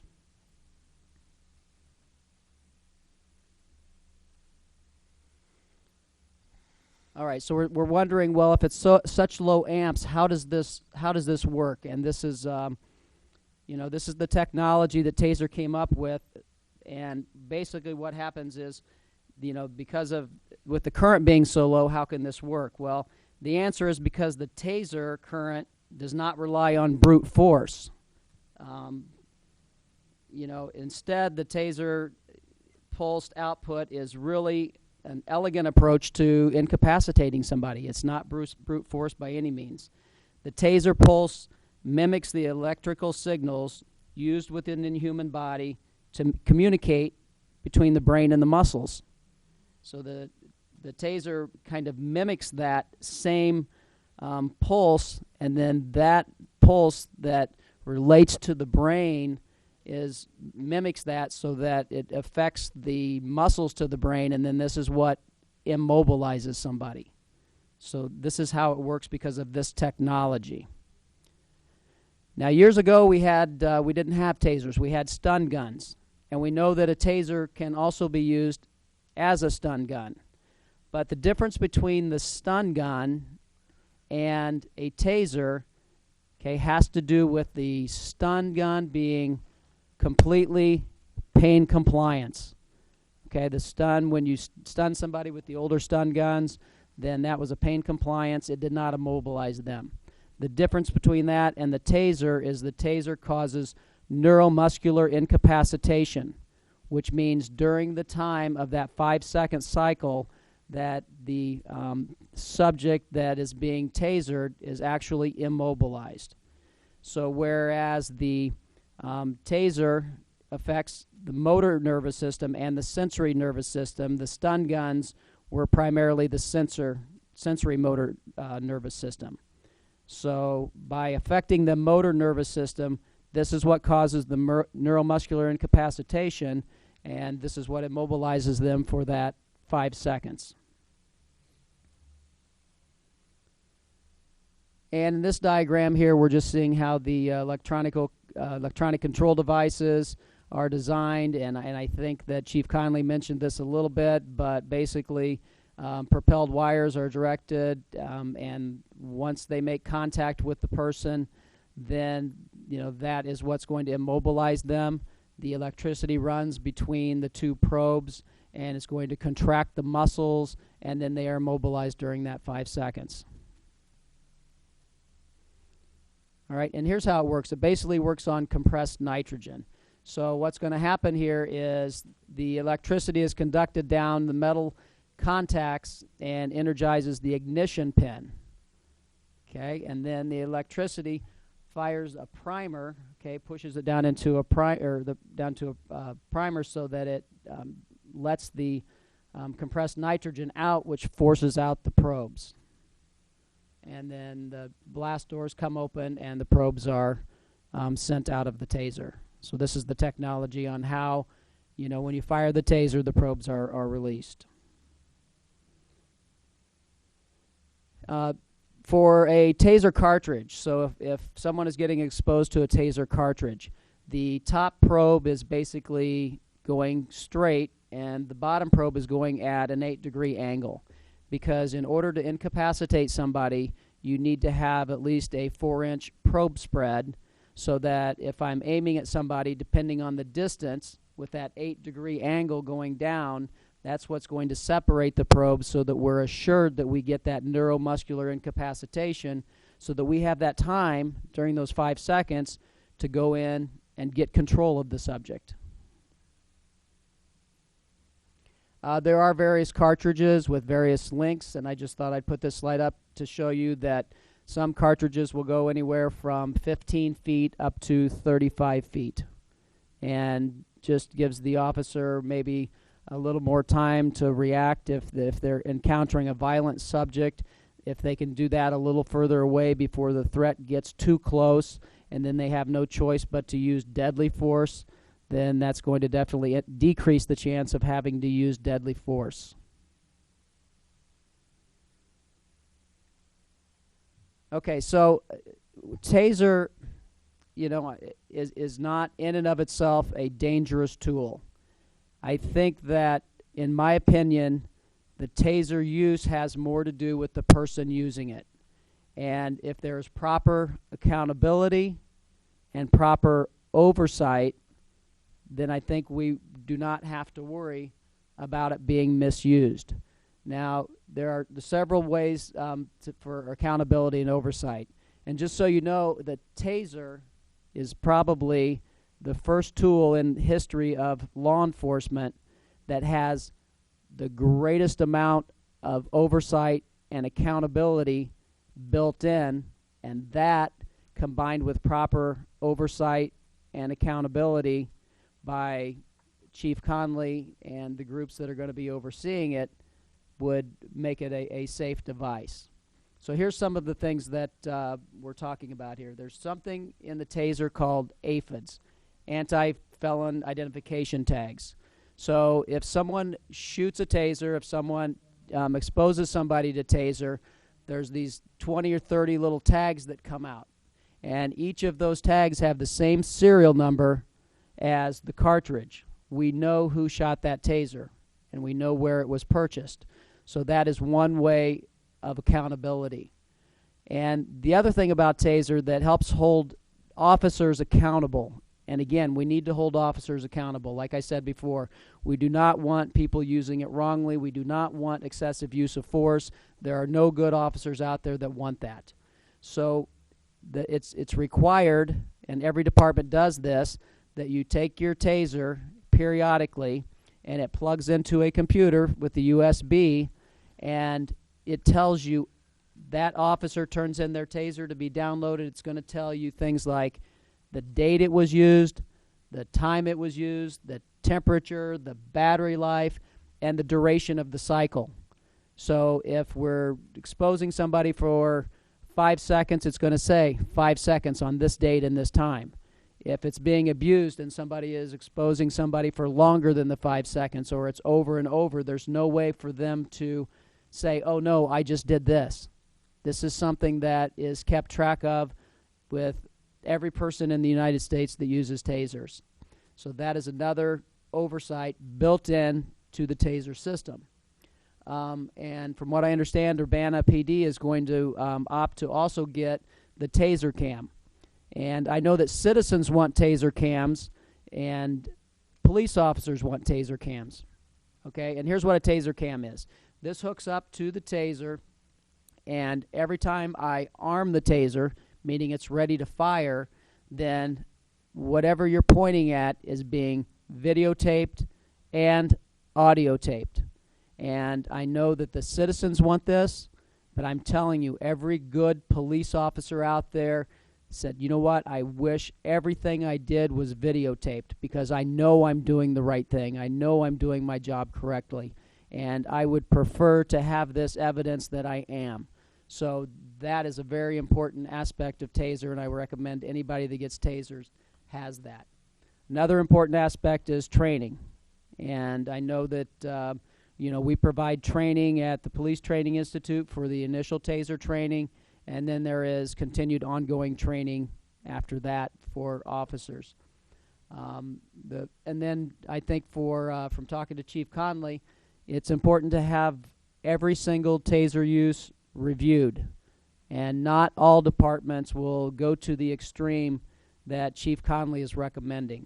In fact, I would just like to say that, from the over 500 agencies that we train at the Police Training Institute that have tasers, and many of them I have read their policies, I don't think that there's anybody that I have ever seen or any department that's going to more of an extreme to hold the officers accountable than Chief Pat Conley and the Urbana Police Department.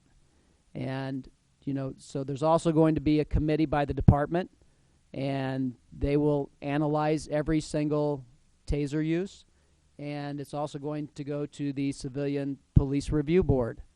And, Urbana and Chief Conley, wants to be transparent. So it's not like there's anything to hide. Good training, good oversight, all the things that the taser provides, along with a good department, and good officers, then, this is great oversight. And again, if there are those officers that are abusing it, good police officers, none of us want them out there representing us. Again, discipline, maybe, being fired, or maybe even having criminal charges. Good police officers see this and they say, we don't want them to be one of us. That's not what we represent. We are a profession. We have integrity. We have respect for people, and we do not want this. We want to be held accountable for what we do, and anybody that's not doing that, we would actually want to see that happen to them, because sometimes just a few officers around the United States doing something wrong makes all of us look bad, and we want them not around. All right, this one here just shows you how things are updated. This is just a computer screen, and basically, you know, when you plug your taser into the computer, it's going to tell you every single time it was used and for how long and the duration, and so this is another oversight built in.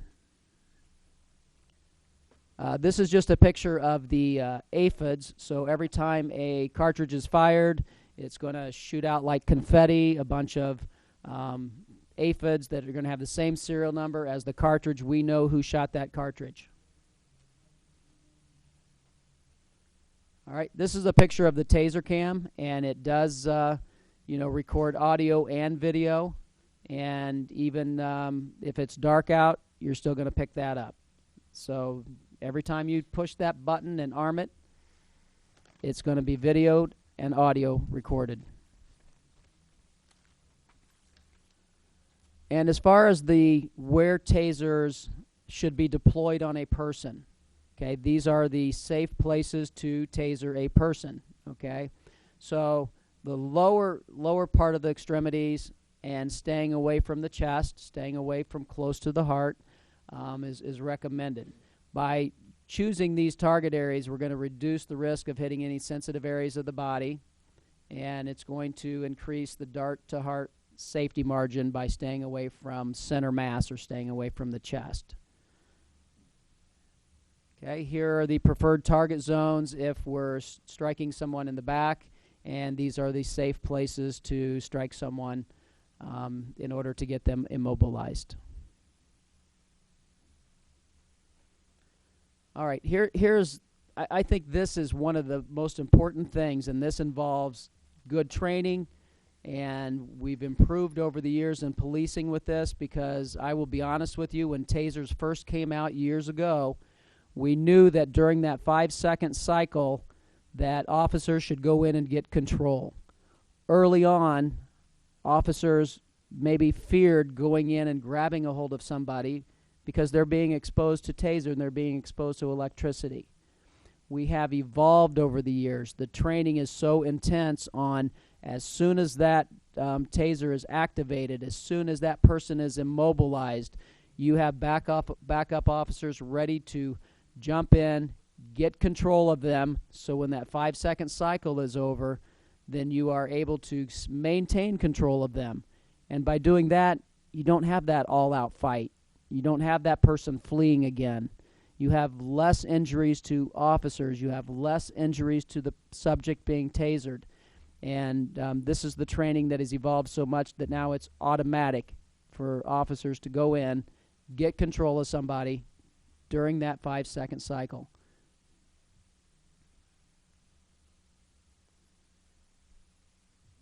And as far as the research, and I've shared, I think maybe some people are going to get copies of the taser. I have some readings at the end on some very good empirical research.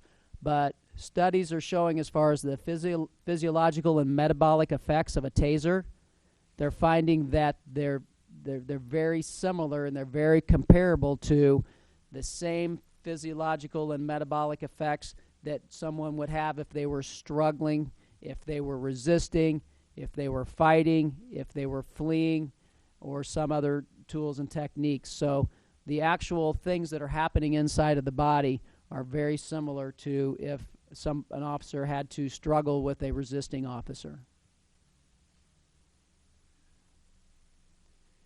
And I think we had it mentioned earlier that, yeah, there are higher risk populations. And we're not sure how high risk they are because of the studies. Obviously, this would not be a group that you would use for your studies. So there's been very little information on this, but it's recommended, obviously, not to use on a pregnant woman, the infirm, and the elderly. Okay, so, you know, because this could likely cause greater harm. But I think we should also think about this. So let's say we do have somebody that's infirm or elderly, and they're in a situation where they are going to cause great bodily harm to themselves, like suicidal subject or or maybe even they're going to attempt to kill somebody, or some of the most extreme situations you can imagine. These are deadly force situations where more than likely your handgun would come out. But if we are able to use taser on these people, then that might be a better option than the obvious shooting somebody and the issues that you have when you do that. So this is not necessarily a never, but this is certainly only in those extreme circumstances where you think, if I can't do something, somebody's going to die, they are, or somebody else because of them.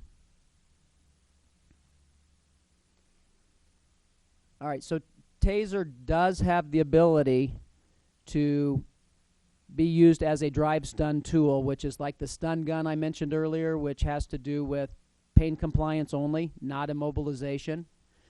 But it's being more and more looked on as, you know what, we would rather not drive stun somebody, and many policies are getting away from the drive stun, which is similar to the pain compliance stun guns.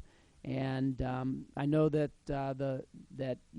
if this happens, I've been talking to Chief Conley about some of his policy ideas, and like I said, he's taking more precautions than any other department that I've ever met with. And so I believe that the stunning is just not going to be an option in his policy.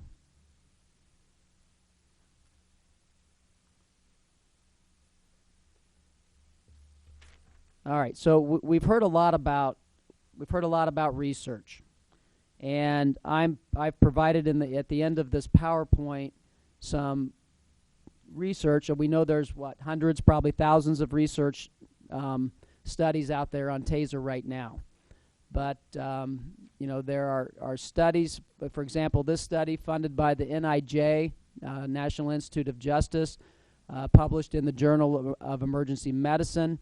And keep in mind, a lot of people think that when I'm talking about something, a study that is maybe sponsored by the National Institute of Justice or the Department of Justice and Bureau of Statistics, and they say, well, these are police institutes and this research is biased.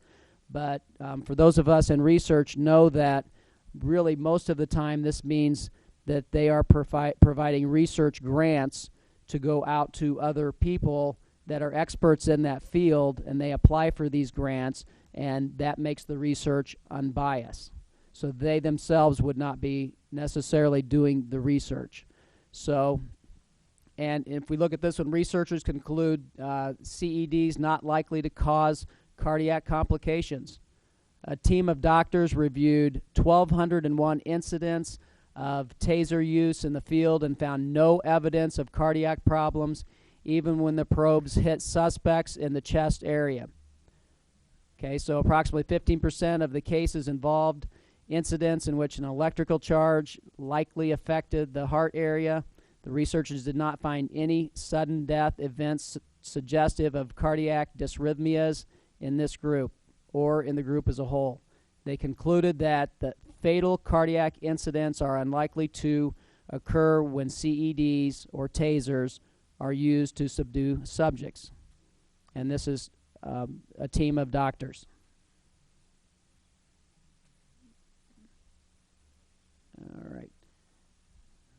All right, so we have a study here, University of South Carolina, funded by the U.S. Department of Justice. Excessive use and the potential for abuse was a finding of the university study. And I want to put this in here because of all these studies that are done, they found that there were incidents of abuse. We know there are incidents of abuse, and they found some of those. So we're not saying in this study that the taser in and of itself is a bad tool. What we're saying is that officers apparently were not trained well enough. They didn't have the oversight and accountability that you're going to have here with Urbana PD, and so that some police officers were found to be over-reliant on CEDs or tasers and are not putting their hands on the suspect when I think some of us said maybe that's a better choice. And there are incidents we've already discussed, we've heard, where maybe a prisoner is being punished. Okay, so just keep in mind, when these things happen, the public will not put up with this, and good police officers and good administrators will not put up with this. Proper training, proper oversight, proper discipline, and even criminal charges is what all good officers want. Okay? So the taser is not necessarily the issue. It is the oversight that is so necessary.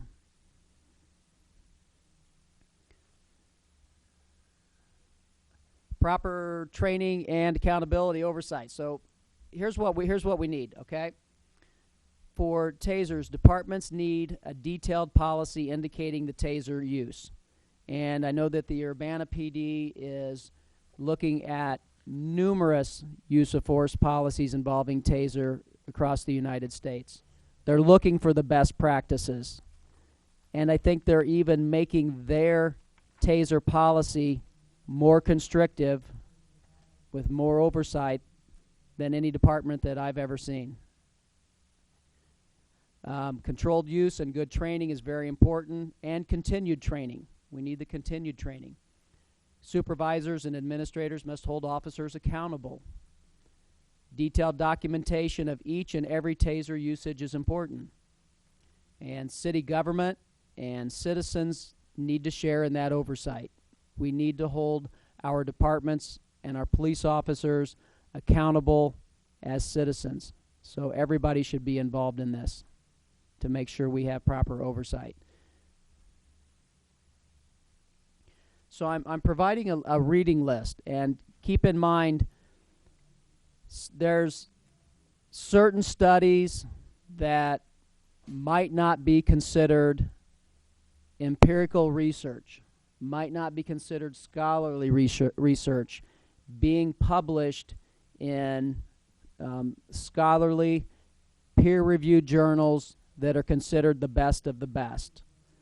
So when we read studies, we need to know that these are the best peer-reviewed journals, that the researchers are valid researchers, whether they're the medical field or the mechanical engineering field or whoever's doing these studies. They need to be studies. So many things that I read where it says things like, okay, this is a study based on some group's doing a study, and then I read the study and I say, well, a research study, and I'm thinking, well, this really isn't a research study. This is more of a lit review based on things that, people are finding, putting things together, and then making recommendations or making allegations about tasers.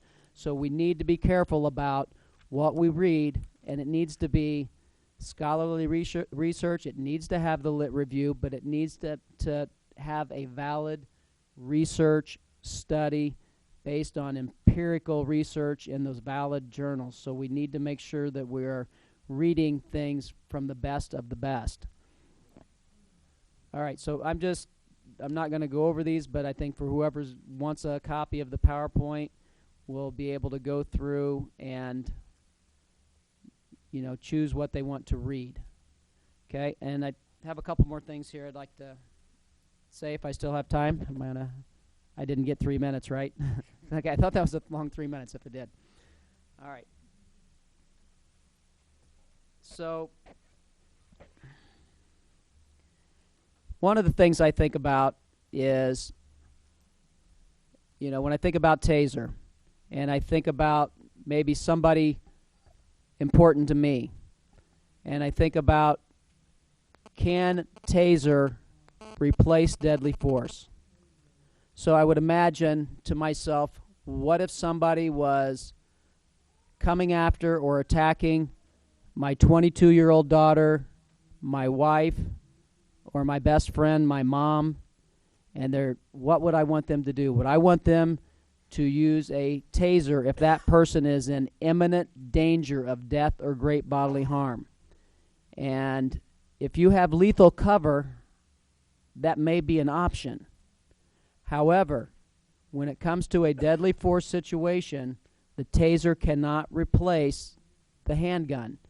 We need to be able to stop the threat. And I say that because if a taser is used, and I think somebody may have mentioned it, if taser can be is used, things can go wrong with the taser. It doesn't necessarily, if I fire a taser at somebody, expose everybody well enough to get a good enough hit to control them for 5 seconds. And they continue to go on, and then something happens to my daughter or my wife or my mother. So it cannot replace deadly force in a lot of situations, because your goal in a deadly force situation is to stop the threat, to save yourself, save someone's life.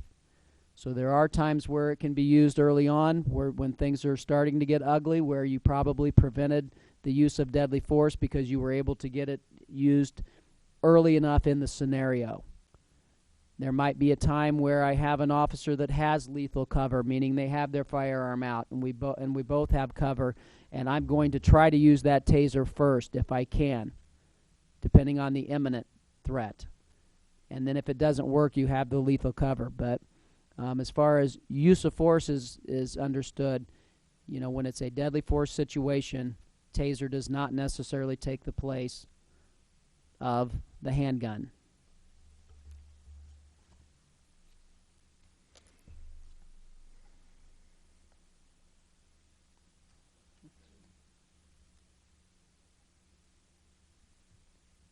All right, just skimming through my notes.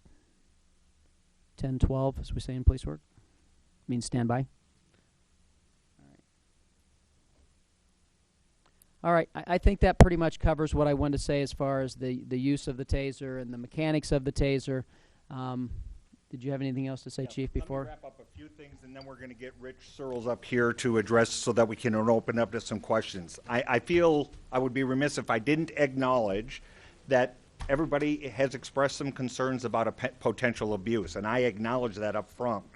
I will say that my job is to ensure that officers are going to be properly trained, that there is going to be accountability for everything that's going to be taking place, and then I am going to hold the officers accountable, even up through discipline, to ensure that our policy, once we develop, is going to be covered properly. In fact, I'm so conscious of the concerns of the perception that I voluntarily asked the Civilian Police Review Board to help me develop that policy, help me with the oversight by reviewing the video and the audio portion of each of those events, and then we're going to work together as a team to try to make it even more transparent, if at all possible.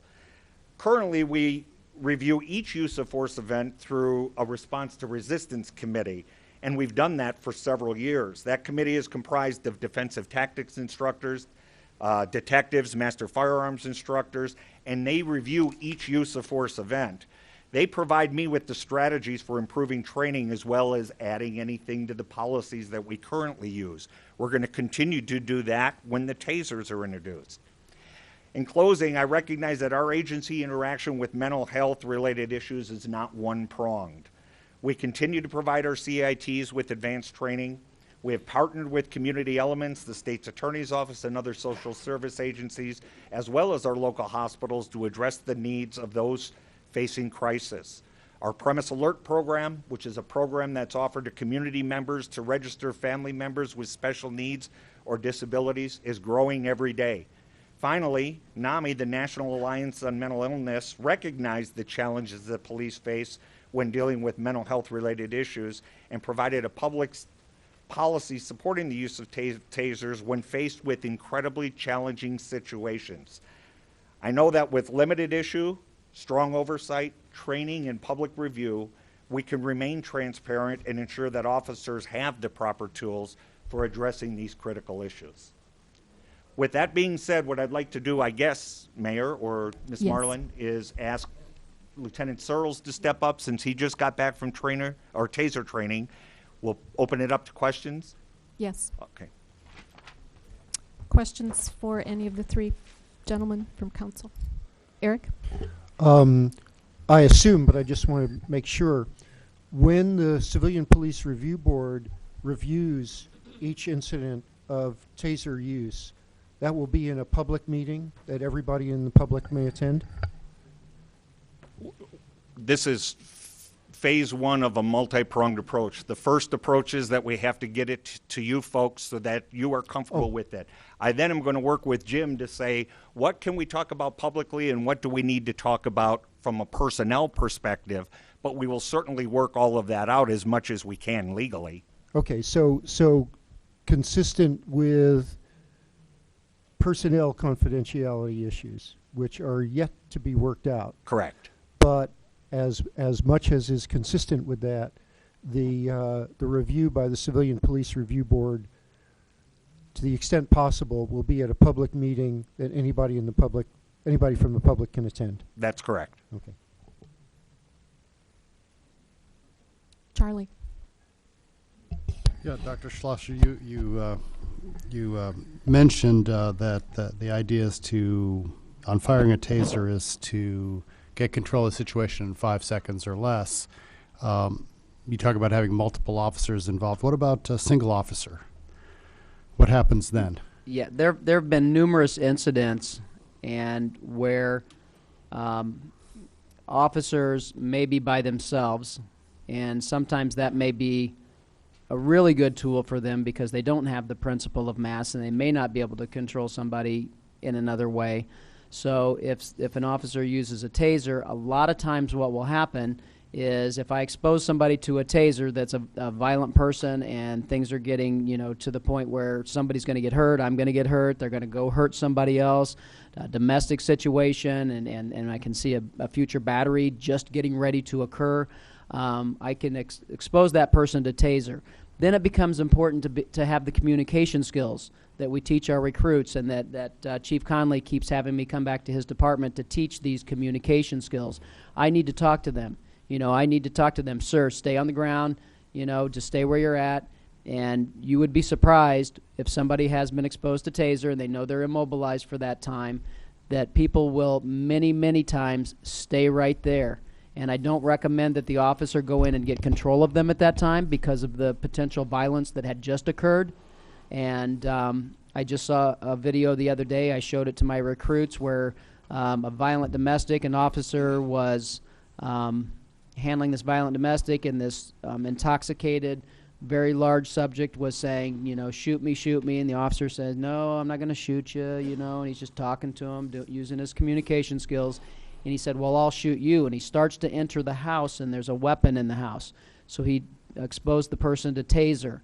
And he stood there and talked to that person for 30 minutes before backup arrived. And that happened in Yuma. So, you still have that tool, but that is where those communication skills that we need to develop come in so handy. Taser's capable of firing multiple rounds? Yes, so if I would expose somebody to taser, and let's say this same situation, and this person has, it's my perception they're going in to get a gun and they're going to shoot me, and I convince that person to stay down. The probes are staying in the subject, and then if the person says, well, I'm still going to shoot you, and they start to get up to go back and get that weapon, I would then probably initiate another 5-second charge with the taser to help convince them not to go back into that house. And to be honest with you, sometimes things happen and they get ugly. Things can go wrong with the taser, like I said. You may not get a good hit. It may be in loose clothing.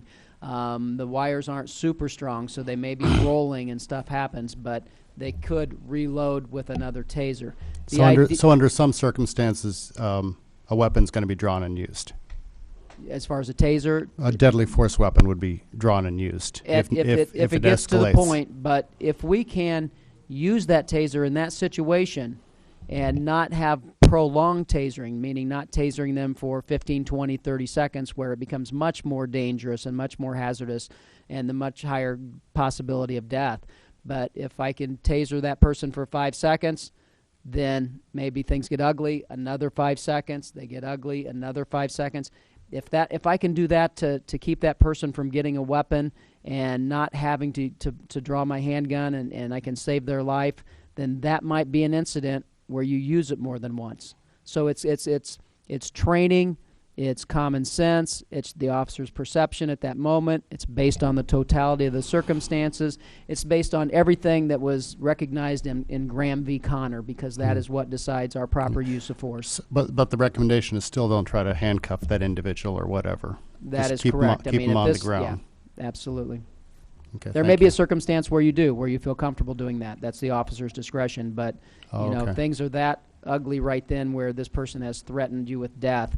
If you can maintain control of that person, then you just might save. And his wife was there videotaping the whole thing. That's why so it could have gotten ugly for a lot of people. And when you work in places, and a lot of times even in Urbana, if they get really busy, an officer may not have backup for a while.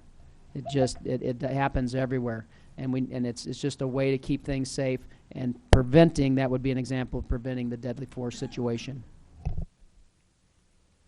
Bill? Yeah, I have a few questions. First, on the actual mechanism of how it works, you said it was an involuntary muscle contraction. Does that happen just between the 2 points of the probes, or does it happen in other parts of the body too? Like if you were hit in the back, would your arms lock up? Yeah, and it varies a little bit, and it depends on sometimes the probe spread.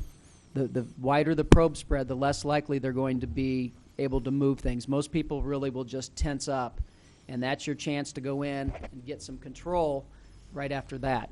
So, so sometimes, they still might be able to move a little bit, but the electricity is going from one probe to the other. It's contracting the muscles. It's mimicking that muscle to brain wave saying, I can't move. And so by contracting that muscle, that's what keeps them immobilized. So it seems like even though there may be a really low risk of death from some sudden cardiac dysfunction, one of the risks is probably because you can't break your fall with your arms if they're locked up, and then your head hits the ground. Yeah, and could be a resulting a injury. fall is different too than if somebody's running from you. And again, can I mention what we've talked about? Okay, so I've been talking to Chief Conley about these safety issues, because if somebody's running from me, especially at a fairly fast pace, and I expose them to taser while they're running, there could be a greater chance of injury to them rather than just a fall. So I believe, and correct me if I'm wrong, we're going to, or Urbana is going to have, if they're running from you, we're not going to do that because we know there's a little more danger. If somebody's in an elevated place, there's more danger. If somebody's in water, there's more danger. This is all part of the training. This is all part of the training that everybody goes through.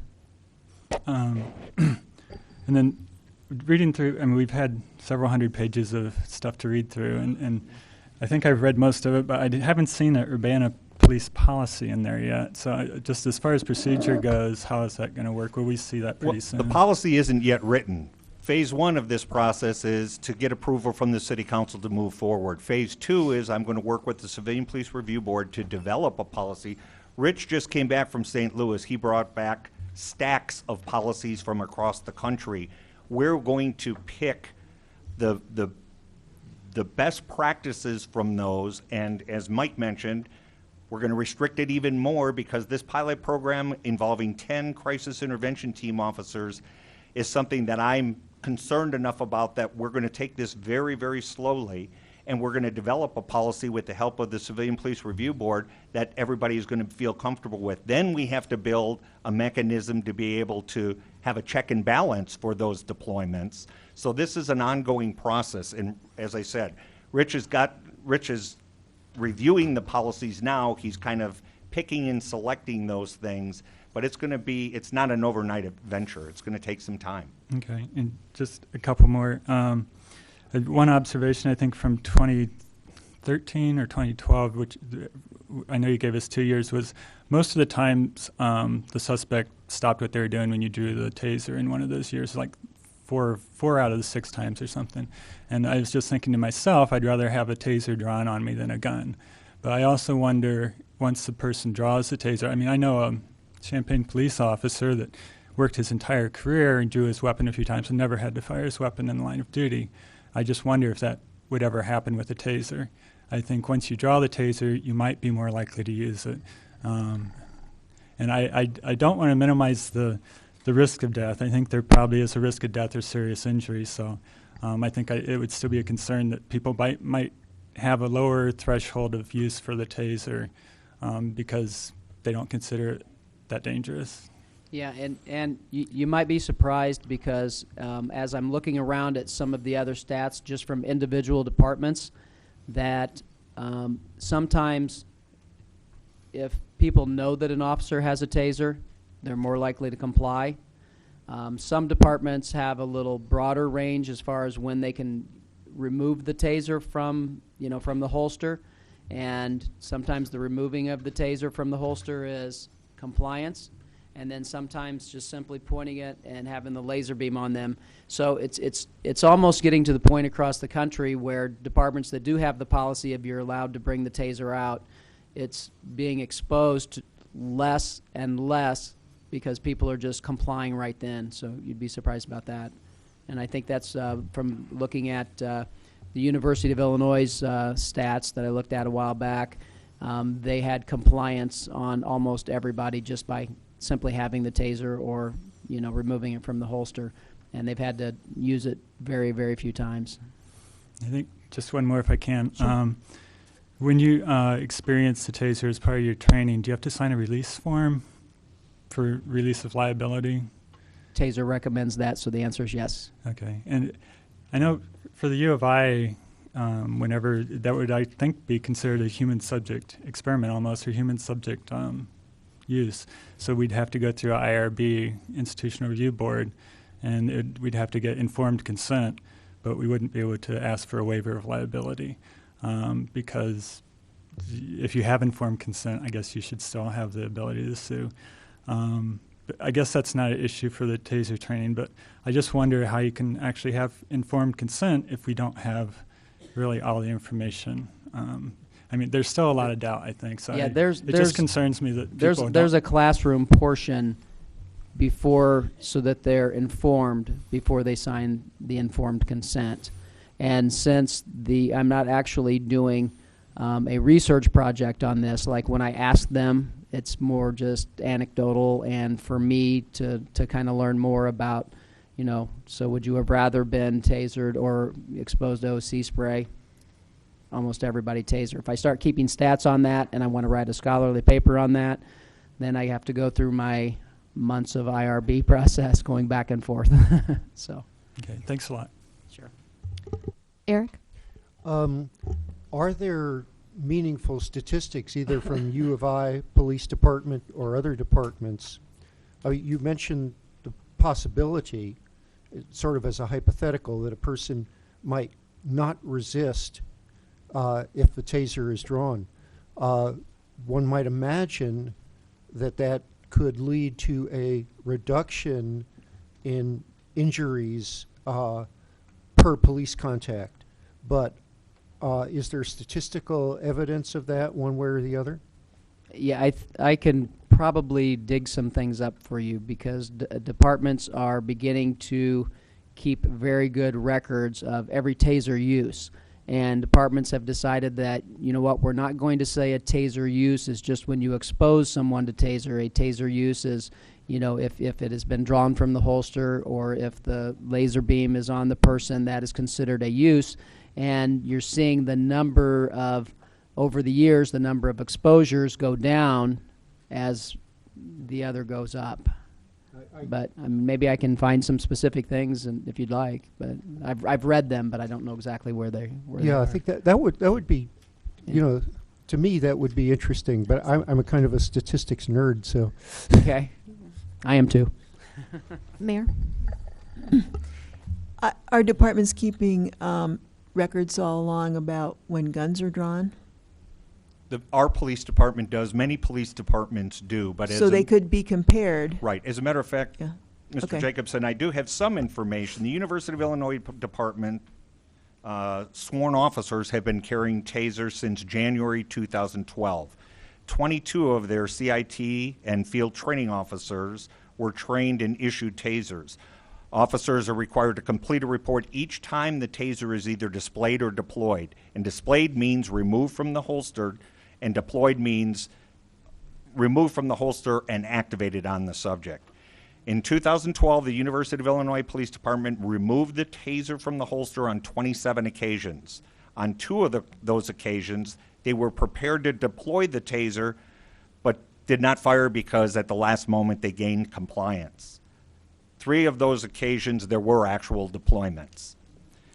In 2013, the University of Illinois Department documented 15 events where tasers were removed from the holsters. On 3 of those occasions, they obtained compliance before the taser was deployed. On 1 of those occasions, they actually deployed the taser against a combative subject.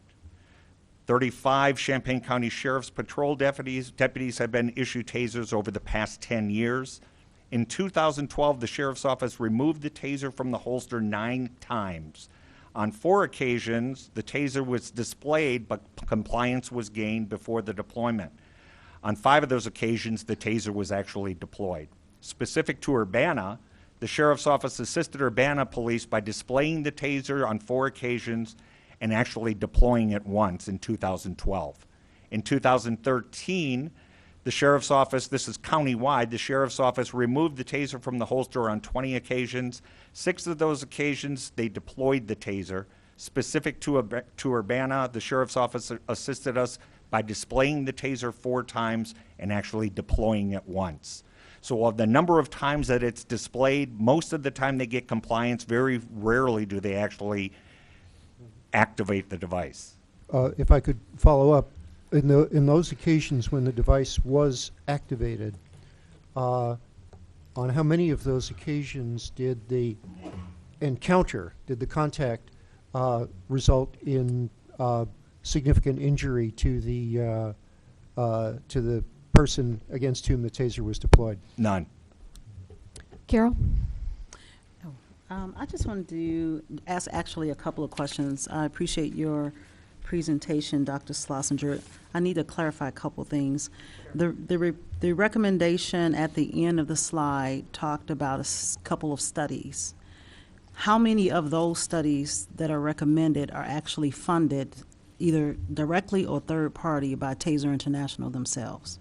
Well, I think that for sure, if you look at the last slide, they have a giant book of studies, and some of their studies within that book are Taser sponsored or funded, and then there are also studies in there which are independent that they've put into their literatures, but I don't really know the numbers of those. I do know that a lot of the medical, I think a lot of the medical ones were independent. I think they said 23 of the medical ones were actually funded by Taser International or some affiliate organization. And that's from the University of San Francisco, who actually studied all 50 studies. Right.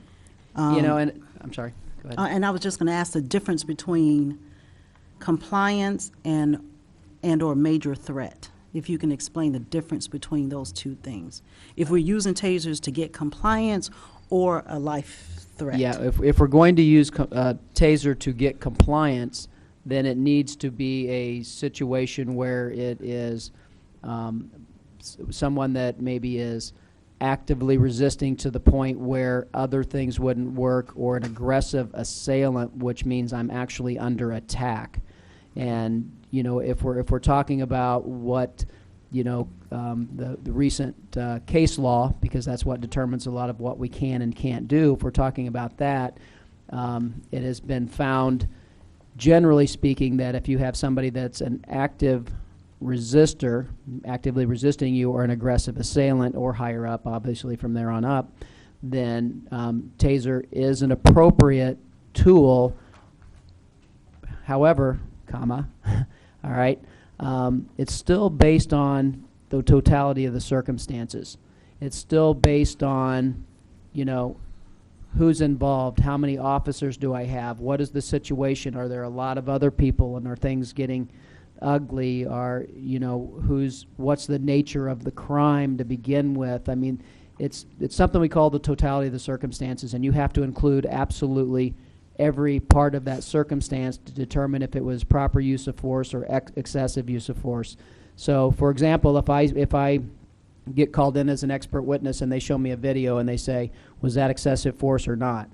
Well, I don't know that until I read every officer's report. I don't know that until I read every disposition or deposition, and I still may not have a clear understanding of exactly whether it was, I may not have a decision. So it's based on so many things, but it has to be based on something a reasonable officer would do in that situation. So that's the way the courts look at it, as far as, and a lot of that's based on Graham v. Connor. So I mean, if you're interested in use of force, Graham v. Connor. If you're interested in use of deadly force, Tennessee v. Garner. Those are the two probably most important cases that still dictate a lot of what we look at today as far as being proper or not. So it's not necessarily, but it depends on so many things. Can I ask just two shorter Yes. questions? Just one to Lieutenant Searles. Where did you just come from training? The St. Louis County and Police Academy. St. Louis County Police Yes. Academy.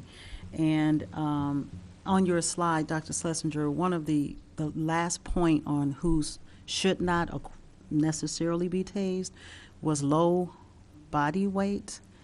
Can you speak a little bit to some of the issues, at least in the last couple of years or so? Children as small as 8 have been tased and actually killed as a result of those tasing. They say it's not, but you get the point. Right. Would low body weight, would we put some kind of threshold, right, Yeah. on age, or is there any use of force that actually Yeah. deals with that? Yeah, and I think the biggest concern here is that there has not been a lot of research on those subjects because, as we know, we were talking about the IRB process in a little bit. I don't think anybody would say, okay, I'm going to get X number of young people to see what the effects are. So I mean, it's a common sense thing saying, if somebody's obviously pregnant, if somebody's elderly or frail, we know there's probably a greater likelihood of maybe there being some type of greater damage to them, and if that's at all possible, we would not. And we never say never. We don't want to do that. Nobody wants to taser a child or anything like that.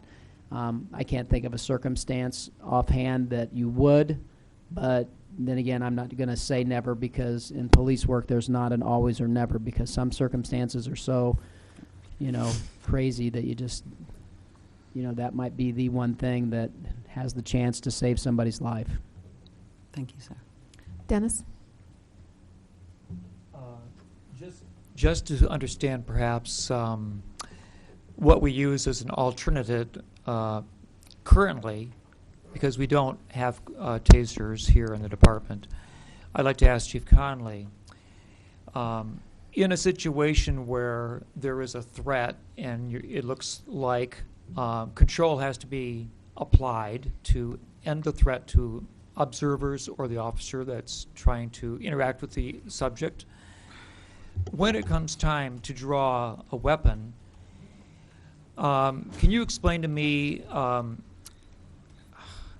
what is going to be the likely result? In other words, first, a weapon could be drawn just to display the fact that you're being serious and you would hope compliance would happen. I'm not done. To get their attention so that they will comply. Or does the department have a policy by which when a shot is made, you shoot like over the head to get their attention to comply? Or do you have a policy which you shoot, say, the leg so that they'll collapse and not be running, or that they're incapacitated, but these are not meant to be fatal shots? When you're in the situation where a gun is drawn, what is the policy that has to take place next? Okay. First of all, with respect to displaying the gun, if a police officer who didn't have the authority to point that gun at a person and potentially use it, that alone could be considered excessive use of force. So if we ever had a police officer who was trying to gain compliance by threatening a person with a firearm for not turning their music down, as an example, and I'm using that as a ridiculously silly example, but nonetheless, that alone would be considered excessive use of force, since every time our police officers draw a firearm, they're obligated to document that, and then it's reviewed by, in fact, Lieutenant Searles is in charge of that committee. That alone would identify numerous red flags, and we would retrain and discipline and deal with a number of other issues. With respect to shooting someone in the leg, Rich is our master firearms instructor, Mike Slosher is a master firearms instructor. I can tell you that both of these folks teach thousands of police officers in firearms handling, firearm skill sets, the correct manner in which to fire. So I'm going to probably defer to them because they're much better at answering that response. Yeah. Okay. Curious about is there a way of getting compliance without it being fatal? So the first question you posed was about warning shots. Obviously, that leads to a problem of where does the bullet go once it goes past them, warning them. I think that's pretty obvious that we don't want errant bullets. Anytime we were to shoot a bullet, we are responsible for that bullet. Okay, so pretty clearly I think that eliminates the possibility of warning shots. With respect to your question about could we potentially shoot somebody that in a place that it would be not life-threatening. First of all, shooting somebody in the leg is life-threatening. There is a major artery that runs through the leg, and you can bleed out very quickly from that. Secondly, it is a smaller target than the chest, and what we want to do is we want to maximize the opportunity to actually get a round on target, thus terminating the life-threatening behavior. One thing that should be remembered is that these situations don't happen at the range. They happen in real life where people move suddenly or you trip over something, and they're very, very stressful. I consider myself a pretty decent shot, and I don't make all the shots. Okay? There is a presumption that police officers never miss, and that is absolutely untrue. Police officers miss all the time. And it's because of those stressful environments that police officers often miss. So we teach center mass shots to maximize the opportunity to get around on target and to maximize the effect. Now, okay, let's say, for example, I could get around on the person's leg, and let's say I could intend to miss the artery that's in the leg, and let's say I can do that accurately. The one thing to remember is, even if a person has a bullet hole in their leg, they can still continue to do things that would risk my life or another officer's life or another member of the public. So you shoot me in the leg, I've got a gun. Let's say you're the police officer. You shoot me in the leg, I've got a gun in my hand, I can still shoot you. So obviously the point behind shooting somebody is to terminate life-threatening behavior. I hope that answers your question. Puts in perspective the potential value of a taser weapon. I will also mention, Ms. Marlin, if I can, there are two really great learning tools for anyone on the council who's at all interested.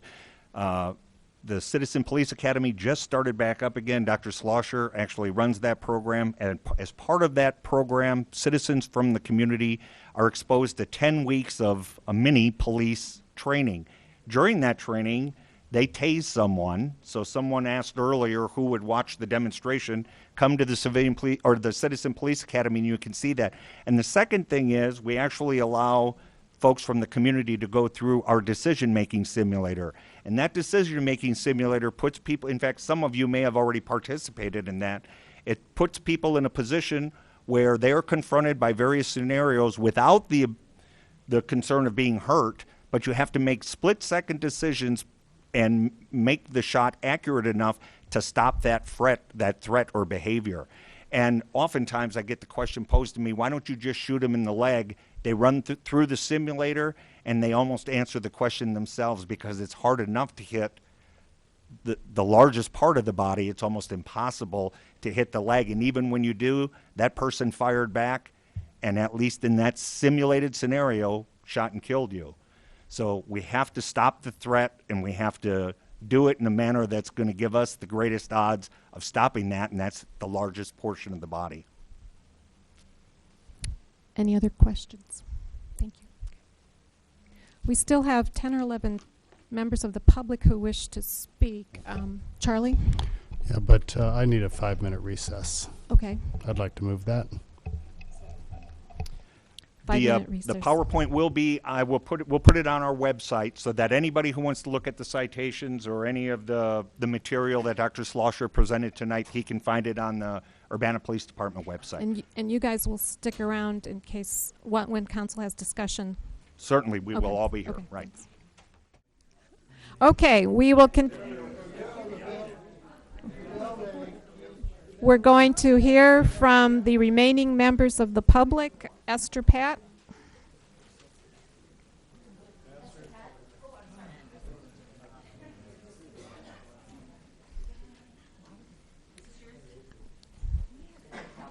And again, 3 minutes, please. Thank you. Hi, Esther Pat, 706 South Kohler.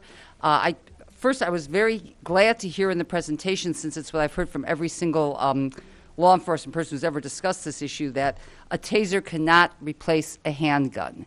If any of you were thinking of supporting this because you think, well, a taser is better than lethal force, yeah, probably everyone thinks that. And if all tasers were to stun people instead of shoot them with bullets, this room wouldn't be full with, I don't think, with opponents. But that's not what they're for. Tasers are to be used instead of mace. And you should just consider that. That's what you're really talking about. In Chief Connolly's memo, he mentioned that, at the end, that there have been 2.5 million deployments against human targets with tasers since 1999. And several times you're told that 99.75% of the time there is not an injury or death. And what that means is in the last 15 years there have been more than 6,000 serious injuries or deaths from tasers, because that's what 1/4% of 2.5 million is. I suggest, this one thing we didn't hear tonight is, what are the stories about the harm to Urbana police officers or the harm to the public from the fact that the City of Urbana Police Department does not have its own arsenal of tasers but has to call to get one? And I don't know if you know the answer to that, but we didn't hear it tonight, and if you don't, I would suggest that if you're going to pursue this further, that responsible council members find that out. I, of course, am very worried about police officers carrying 10 officers out there carrying a taser on their belt, and it's hard for me to believe that they will not be abused. And even though the stories of police misuse of force around here tend to come from the jurisdictions other than the City of Urbana, which makes me proud to live in the City of Urbana, nonetheless, there has been a lot of use of force, and the main way is there's a big difference between an officer protecting himself or herself or a member of the public from aggression and noncompliance. At the presentation to the American Civil Liberties Union earlier this month, Chief Connolly brought up the example of Gregory Brown. The story of Gregory Brown is the very best reason police should not have tasers. Mr. Brown committed the unthinkable offense, he was a person who was mentally ill, of walking away from the officer. He did not strike anyone. He did not start it. The physical altercation was started by the Champaign police officers against him because he ignored them. And in that case, yes, a taser would have prevented the altercation, but he would have been tased just for walking away. And that just should not happen. I just want to conclude by pointing out to you two things. One is, any decision you make should be based on the 1 minute, Ms. certain Pat. knowledge that in as few as 4 years, the majority of you are not going to be sitting here. It's going to be a different council, a different mayor, and possibly even a different chief of police. So how much we love Chief Connolly and trust him, and I do think he's the best I've ever seen in law enforcement, or certainly as a chief of police around here, you can't make your decision based on you trust him. You have to make the decision based on the tasers will still be here after you and he are gone. And lastly, this business that the public will not put up with it if there's abuse. Well, the public will not put up with it if you buy tasers. Okay? What difference is that going to make? Thank you. Belden Fields.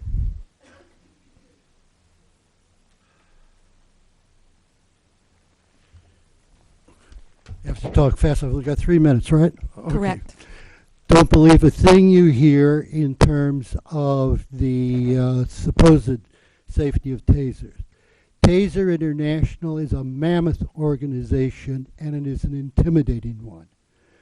I have read that they have threatened lawsuits against people who make the claim that tasers are not safe, or that any particular person died because of the tasing. They deny it all, and they are intimidating, and they sue other people. Beware. Secondly, tasers come into use in different situations. It's not always one-on-one. And one of my major concerns, and it is Amnesty's and ACLU's concern, is things like demonstrations and protests and civil disobedience. In 1990, at the University of Illinois, there was a sit-in at Henry Administration Building. There were mainly Latino and African American students. It was over La Casa and other Latino issues. There were some white kids there. A stun gun was used against a Latino student because either the officer wanted to punish that particular student or because the officer didn't want to go to the trouble of carrying that student out. This is very important. This really does, the taser has an effect on civil liberties. Secondly, in regard to resisting, that's a very common charge, resisting arrest. And I think what you're going to see is increasingly tasers used, maybe not immediately because we're all being so careful here, but in the future, if somebody walks away or resists, that taser is going to be used. It's almost certainly going to be used more indiscriminately than you think sitting here. Another point is accountability. I admire Chief Conley on many dimensions, but when I don't, it's when I collected data from the department. You have 1 minute, I sent Mr. it to most of Fields. you on the way in which civilian complaints were made. And none was given any credence, and people were just told they could go to the Civilian Review Board. That's not the kind of accountability that one needs in a department, and this just adds a layer onto that. Finally, I don't think it was appropriate for members of the Civilian Review Board to come out on this policy. They are an adjudicative body, and adjudicative bodies normally withhold themselves from making statements on policies of this regard. And I am concerned as they're brought in more with the chief into this process, that there could be a contamination of that body as a valid adjudicative body. The final point I want to make is that no officer can be subpoenaed as of now before the Civilian Review Board. That's going to have to change if you bring in the tasers, because it's really only going to be the officer that can tell you how threatened he or she felt or how intimidated he or she felt.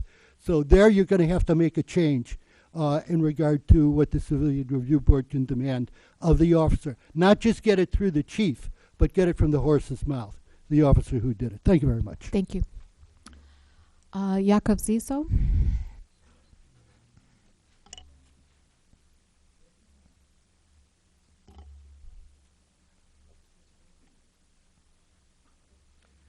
Yakov Ziso, 903 Colorado, Urbana. I really hope that the council noticed the discrepancy here. We heard about almost 200 people being killed. That's what had happened. And then we heard the report on what policemen should do. They should do this because they will be trained to do this or that. Nobody trained a police officer to shoot a 15-year-old 5 years ago. This is Urbana-Champaign, and we remember those things. And I hope that the council also remembers those things. Another concern that I have is with the way in which the research that we heard about was done with healthy people, trainees in the police academy, and it did not include effects of electrocuting elderly, as in 45 years and older, who may not be healthy. People who had glaucoma, lost their vision. People who had some other problems with their eye had a retina tear. People who had problems with their lungs lost a lung or more. People who had problems with their kidneys lost the function of one or more kidneys. People who had problems with their heart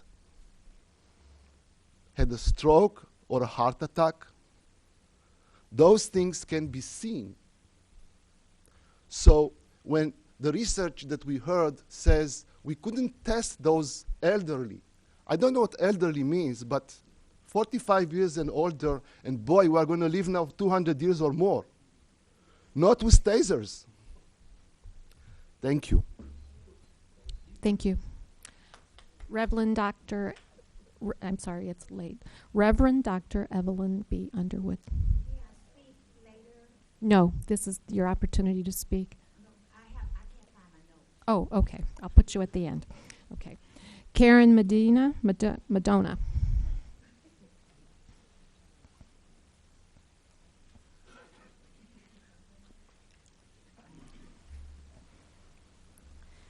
My name is Karen Medina. Thank you. I live in Champaign, but I'll mention why I'm here. Let me first clearly state my prejudice. I am a person who enjoys my First Amendment rights, my right to free speech, and my right to demonstrate peacefully for civil rights. I am an active member of AWARE and Occupy Champaign-Urbana. So now I've stated my prejudice, now I'm going to state what I've done. I went to the public library to do some research on tasers. I am still doing research at the academic libraries, but let me mention my amazement at what I discovered just at the public libraries. Reading testimonies from police departments who own and use tasers over and over, the stories are about the use of tasers in situations where the police would never use a gun. And current local use of tasers follows this trend. Tasers are used in the jail building. A gun would not be used in the jail. Tasers are used instead of communication skills on the street. Tasers are used instead of waiting. Tasers are used instead of physical force that leaves marks. That marks can be used as evidence of misuse of force. Tasers are used to cover up misuse of force. Tasers are not a step down from guns. They are a step that can be taken too fast, too often, and instead of talking. Instead of pepper spray, instead of calling the station for advice. Now I'm going to connect the two. I participate in peaceful street demonstrations, candlelight vigils, and unity marches here in Urbana. Police have stopped to talk to us, and they have stopped us. Some have been poorly informed as to our rights to peacefully assemble and attempted to remove us. When they called for backup, the police officers were informed by more experienced officers, and they were told to stand down. The police officers confronting us were angry. I never thought that we were in danger of a gun being pulled on us. But if a taser had been readily available, I have no doubt it would have been used on us. Thank you. Next is Mark Enslin.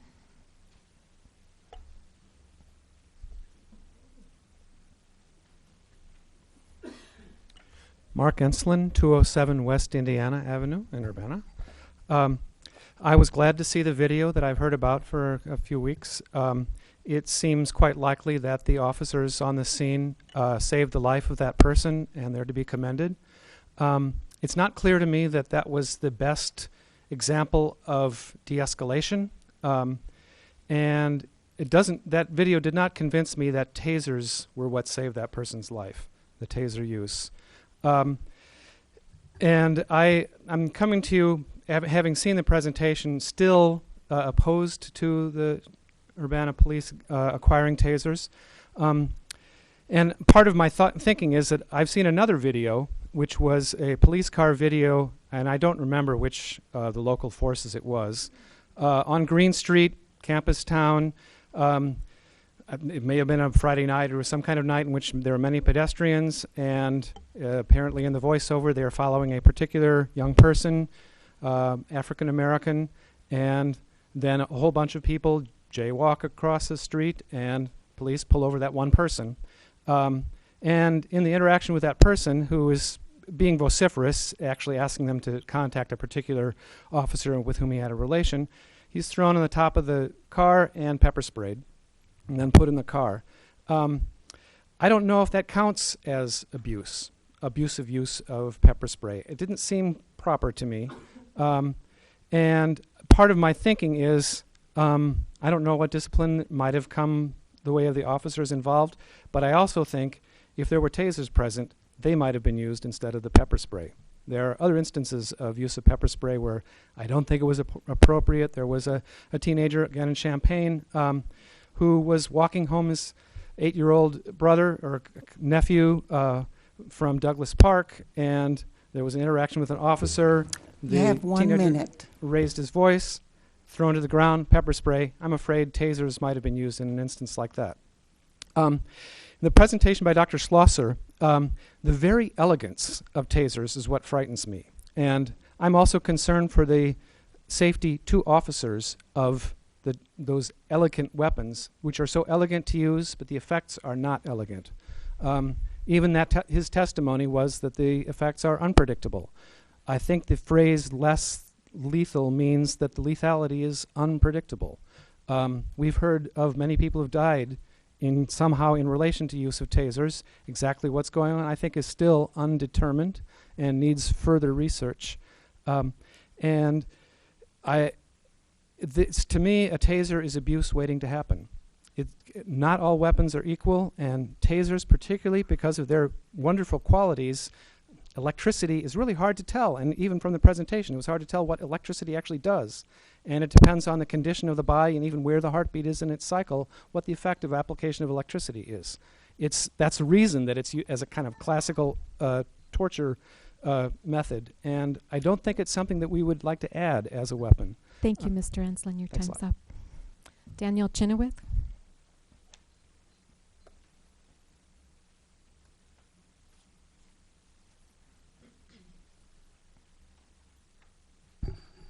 Good evening. Danielle Chenoweth, 412 West Illinois Street, down the street in Urbana. Thank you for your patience and your persistence. I have questions. Here are my questions.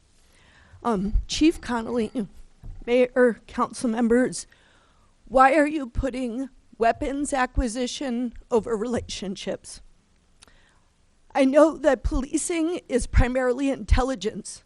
Chief Adair told me that, and I learned from him.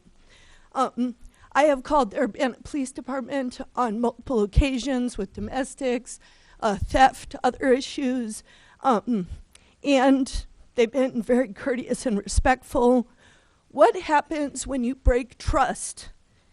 If you acquire a weapon that has killed over 500 people, that has been opposed by Amnesty International, the UN Task Force, that is in a community with greater police stops of African Americans, that we know has been used to torture people in this community without accountability to this day, with this state's attorney who is the same state's attorney, right? Won't that affect citizens' trusting of the police to work together to solve crime? Why are weapons more important than relationships? What does this communicate to the public? Chief Connolly meets with African Americans he has selected to represent the African American community, and he tells them as a courtesy that he will seek tasers. That's not a conversation or dialogue. Second, you use a totally disreputable source, Dr. Darrell Ross, who is connected to Police One and has violated the Illinois Ethics Code, which is the reason he left the state of Illinois, and that is your primary source in your packet. 3, Chief Connolly, with all due respect, you open your presentation comparing the concerns of the 50 people in the room with those who are opposed to pepper spray. You That's have 1 dismissive. minute. Why are Democrats supporting taser acquisition? Most of you are Democrats. The Democratic Party platform states, we support the city of Urbana and Champaign in their ban of tasers by their police departments, and we urge the county and all law enforcement agencies in the county to ban their use. Democratic Party, Vice Chair of the Democratic Party, why have you made this your issue? Why aren't you waiting to hear what the Traffic Stop Task Force says? Why are you, the council, putting yourself in an unpopular position when our officers already have access to tasers when needed? Lastly, I want to speak about tasers' use as alternative to lethal force. When is lethal force authorized? Can you tell me? How often was lethal force warranted and under what circumstances last year?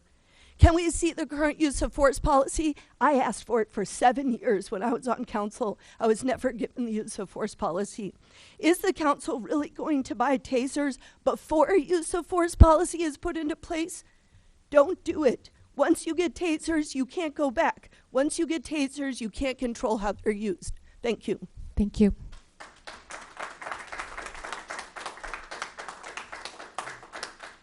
Next is Carletta Donaldson.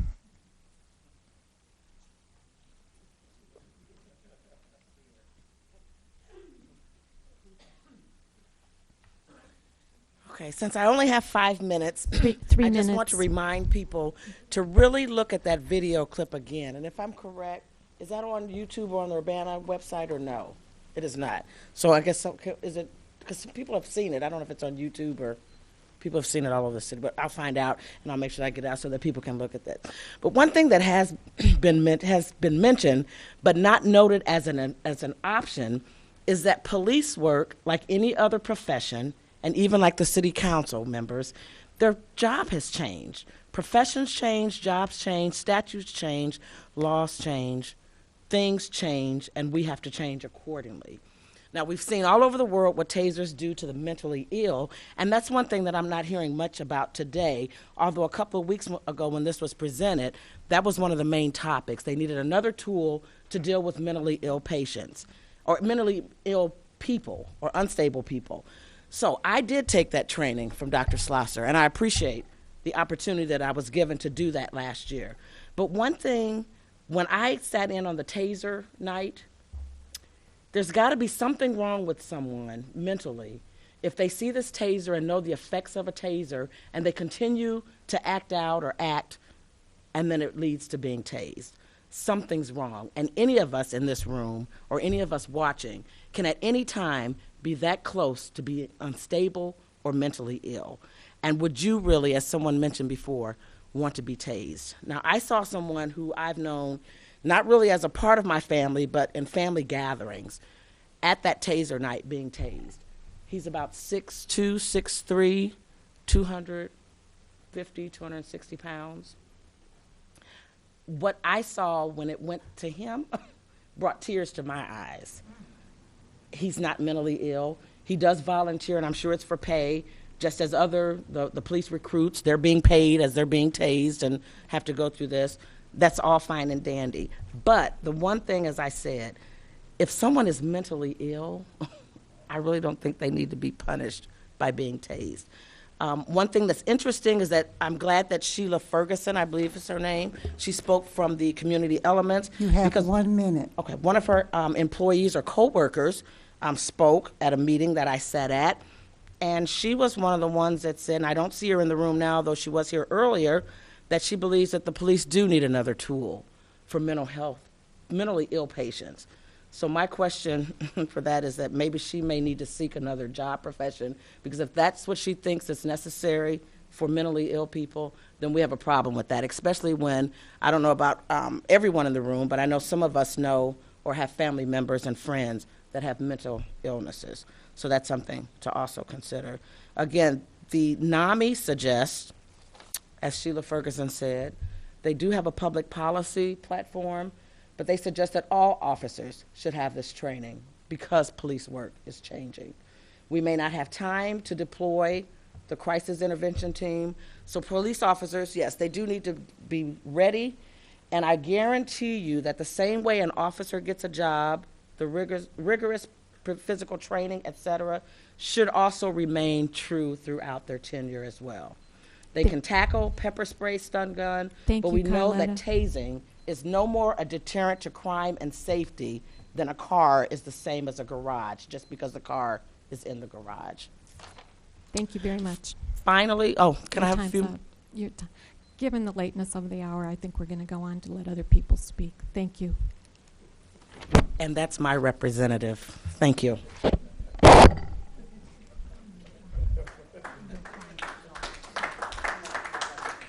Darrell Cruz.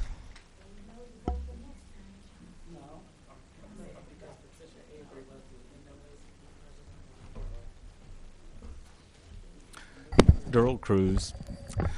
Good evening. It's after 10 o'clock again, and you're dealing with a very important issue. Why are tasers such a sensitive community issue? Because there is so much more to the issue than just tasers. Community policing, its history, the community relationship, the trust and confidence between the community and the police department. It's not an isolated issue that needs to be considered in isolation of all those issues. Chief Connolly has stated it just got to the point where I'd be remiss if I didn't at least do something. So he has given voice to a concern that he has, and that's his job and responsibility as a chief. But I think it's safe to say that neither the community nor the Urbana Police Department is facing a crisis or an urgent emergency in policing or community safety that tasers unequivocally will solve tomorrow. As such, I hope this proposal is not on a fast track for a city vote, and that the City Council gives much more time to this issue for public input than the 3 minutes we're getting tonight. The chiefs, I believe, personally, as I look at this issue, there are 4 issues that just confound me as I've been following it the last 4 weeks. And I have no clear idea why this is being proposed. It's been said it's minimally to address mental health issues. Sergeant Searles talks in the paper, it will prevent injuries to officers, and it will help avoid physical confrontations, which is a totally different issue. I haven't seen the statistics other than the minimal things that were stated as to really what is the need. I don't understand exactly what's being proposed. How many? Who's being trained? Who's getting it? Is it command? Is it just the crisis intervention team? Are they going to be on duty all the time? Are they going to have to be called to scenes like we currently ask of the county? How is this all supposed to work? I haven't seen the details. It's hard for me to wrap around making a decision without having that answered. I also think that we're getting some issues like the cart before the horse. We talk about a use of force policy. In my opinion, I think we should have a draft use of force policy in hand before we even consider approving tasers, so the public can see it and respond to it and have some input into it, not after the fact. And also I would say that we talk about, there are a number of excellent suggestions being made about accountability, but that is designed to take place after the fact that's being asked if tasers being approved. I think the process for accountability ought to be presented in detail before you vote, so the public can see and is comfortable with it. For example, Eric asked tonight, would the Citizen Police Review Board, I don't know if they have the authority and ordinance to do what the chief is asking them to do, but would the public be able to see the tape? And the chief hesitated. And I thought, oh no, he just showed a tape to the entire community about what happened in Urbana. And I thought, wouldn't it be great if the public, if they were interested, could come and see the tape and ask questions? I saw this tape 3 times, and I have a dozen questions I would like to ask. Where was the girlfriend? What was the length of the knife? What's the time span that occurred? Did you see the guy went to the pedestrians because the shotgun was fired? Otherwise, he was wandering in the middle of the street. There's Thank you. lots of issues that haven't been talked about or asked. So I encourage you not to act quickly. Take your time, be deliberate, and involve the community in every aspect before you decide. Thank you. One thing you... Thank you. Next up is Ivan Ruiz. You'll pass? Okay. But he has registered opposition to this tasers. Eldris Melinda Carr.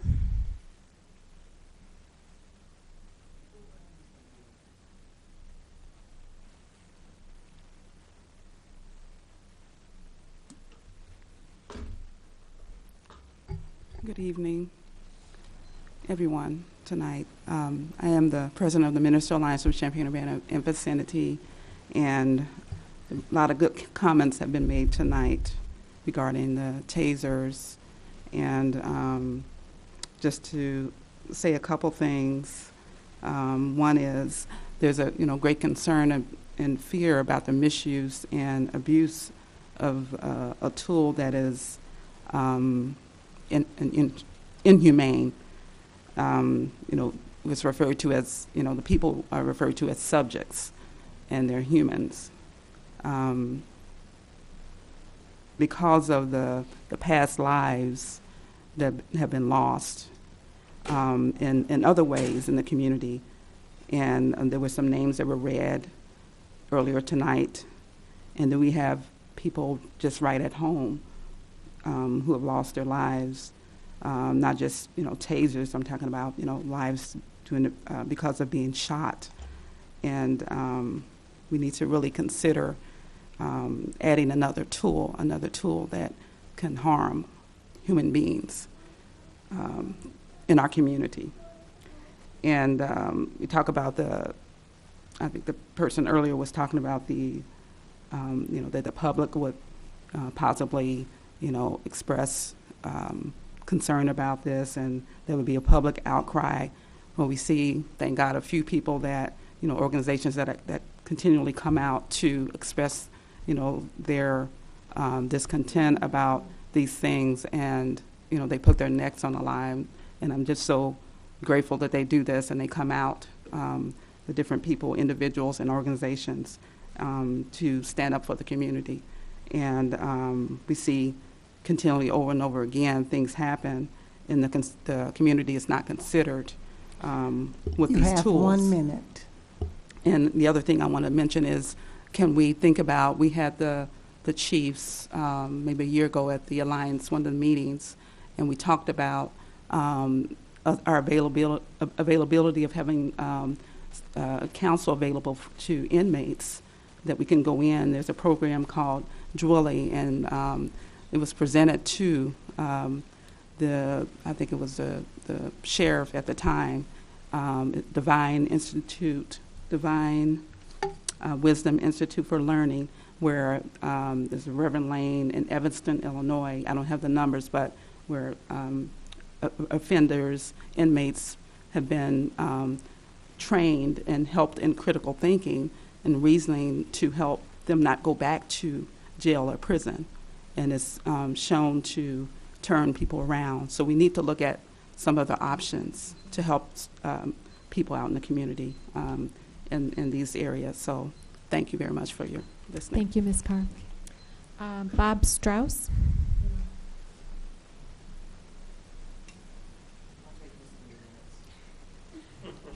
He has apparently left the room, but he has registered a position supporting the purchase of tasers. And last we have Reverend Dr. Evelyn B. Underwood.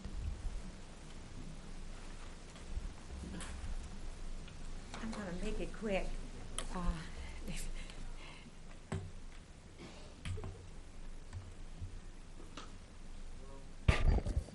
Since we only have 3 minutes, I'm not going to, the notes that I have, I'm going to write them and maybe bring them to you next week. because hopefully a decision's not going to be made tonight. We bind the devil in the name of Jesus. No, who is that? I think. Oh, I'm Evelyn. I know you got on me one time for talking loud. Okay. So I'm going to make it quick. I just wanted to say, first, I'm Reverend Dr. Evelyn Underwood, 1309 West Tremont Street in Urbana. And I'm trying to laugh because my heart is hurting. I've read a lot, and I've talked to a number of people this past week as a result of this taser issue. And one in specific lady that I spoke with, she was tased. She had open heart surgery, and she was tased after that. And she's had trouble ever since. And I tried to get her to come tonight. And I think I've talked about this before. The fear of retaliation if people come and speak. And in the group that we were talking with, I'm reminding them of what Mr. Mandela did. And I hope people are listening to me. I know it's late, because a lot of people say they see me every week almost sitting here. So I hope y'all listening to me. We're going to have to stop it. And we're going to have to come out and put our necks, Reverend Melinda Carr, on the line for issues and give voices to people who don't have a voice, just like the mentally ill. Thank you. Thank you.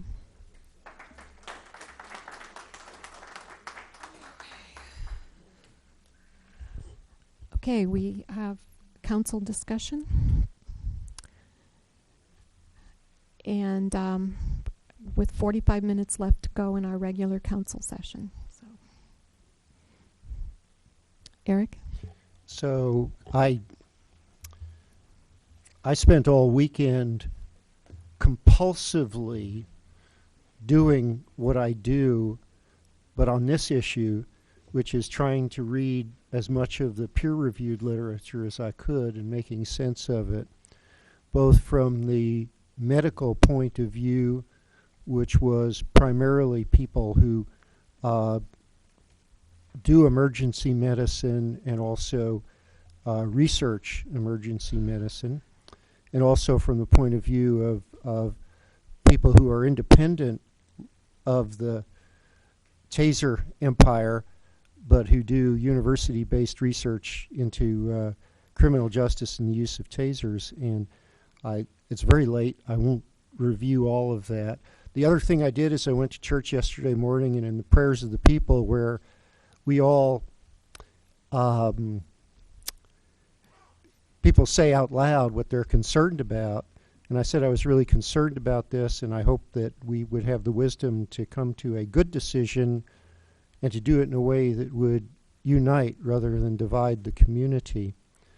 The whole dynamic tonight reminds me of a previous time when the room was full, and we were discussing what originally was called a panhandling ordinance and ultimately became an ordinance, an aggressive solicitation ordinance, which we put in place on a trial basis for a year after a whole lot of discussion, hours and hours of discussion, and a lot of reworking based on that discussion. And it's one of the very few things that we've done that seems to have been a total success, as far as I can tell. We came out with something that everybody could live with, and it's worked well for the in dealing with the problem that we had, and in dealing with people who originally came to us on a very polarized basis, people who felt that the ordinance that was originally proposed was targeting poor people, and other folks who felt that they needed to be protected from aggressive solicitation. And it's too late for me to talk about, or probably for the council to discuss the specifics of this. We have to do it another night. But I just want to say that I hope that we can work through this in a way and in a spirit that is similar to how we worked through that ordinance. And this is a little more, they're both really serious. They both really have to do a whole lot with human dignity, with civil rights, with people feeling safe. This is a little more serious because it involves use of force, physical force. But I hope we can work through it in a similar way and come out in a place where, if the community is not united, we at least feel that that everybody has discussed the matter, considered it, and acted in good faith. Could I ask Mr. Madigan to take the chair for a second? I'll be glad to, Ms. Marlin.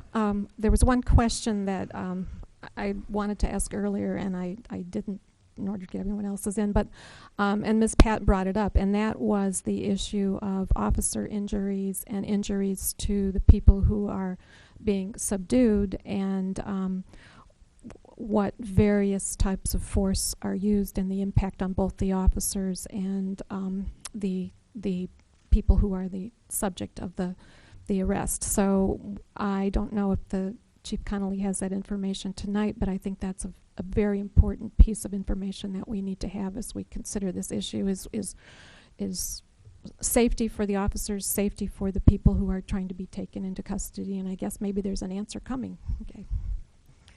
I think I have a partial answer for you.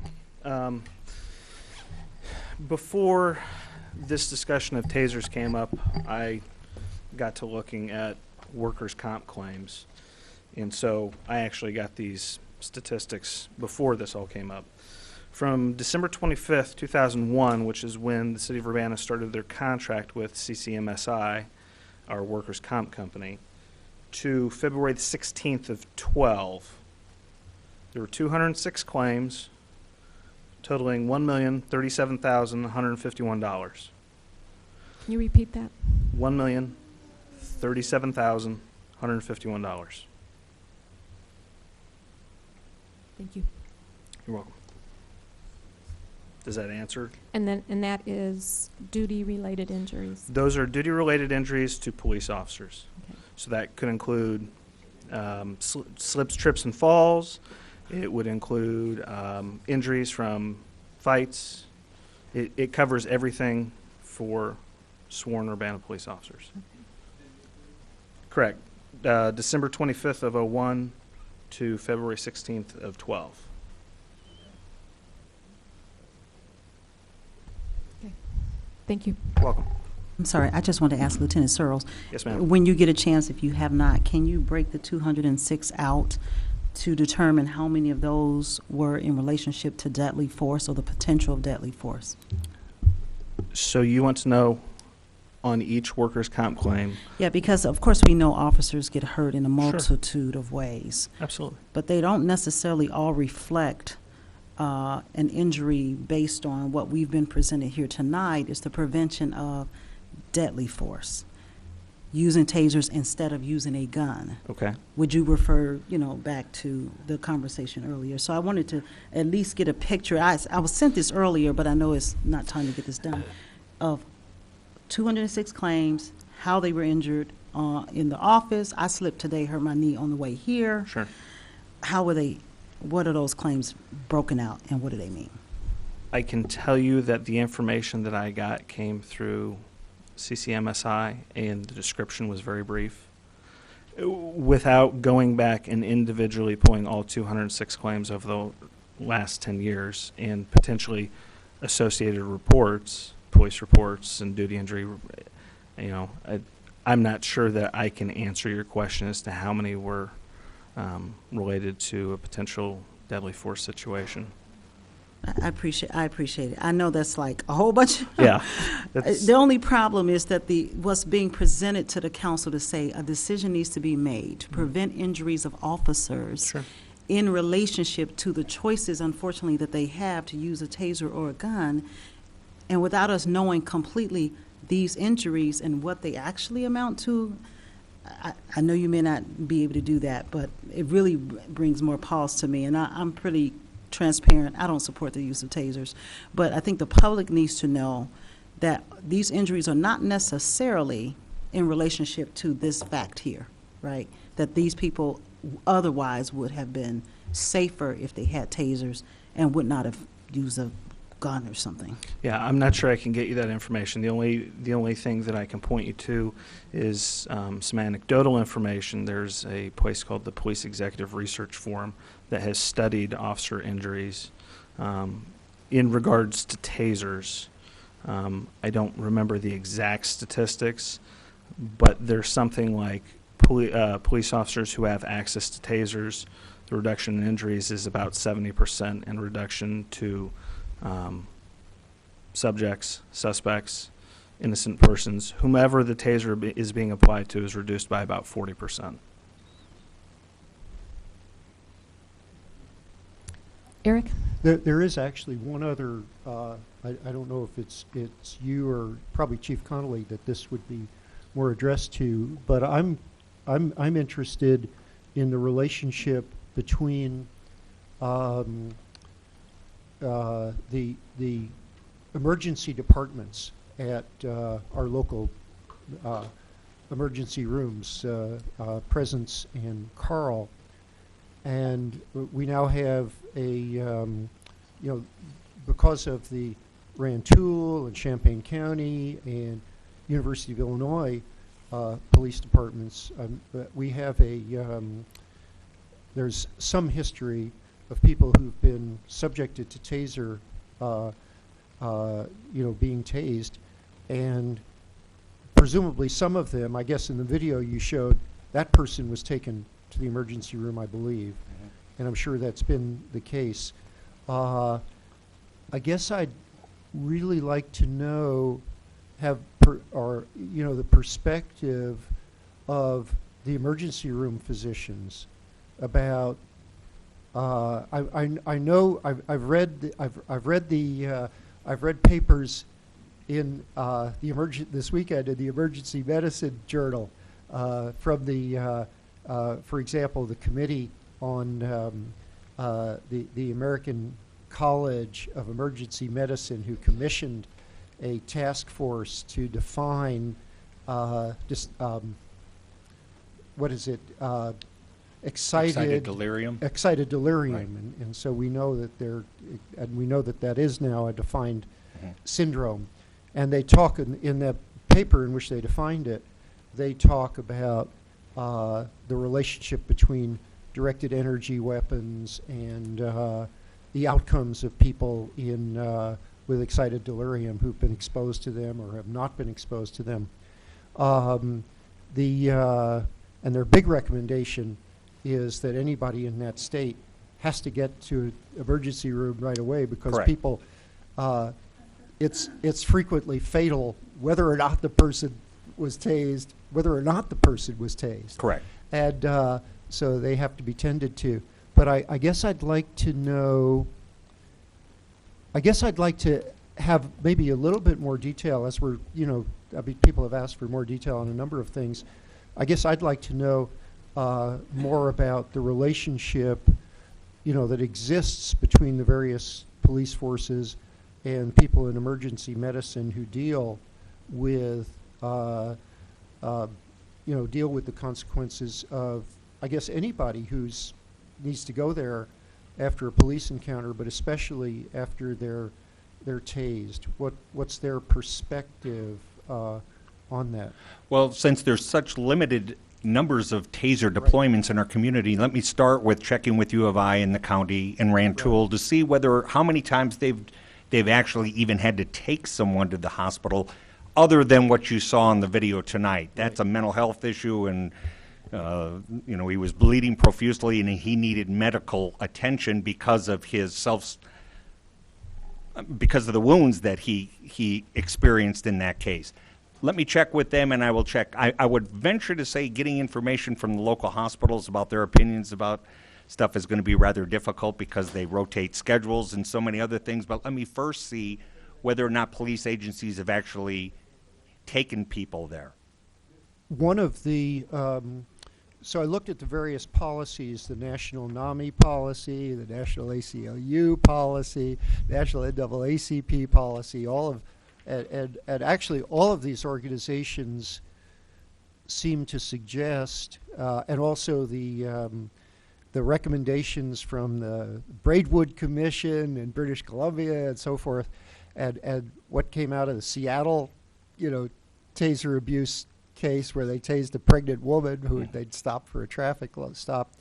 All of them seem to be pointing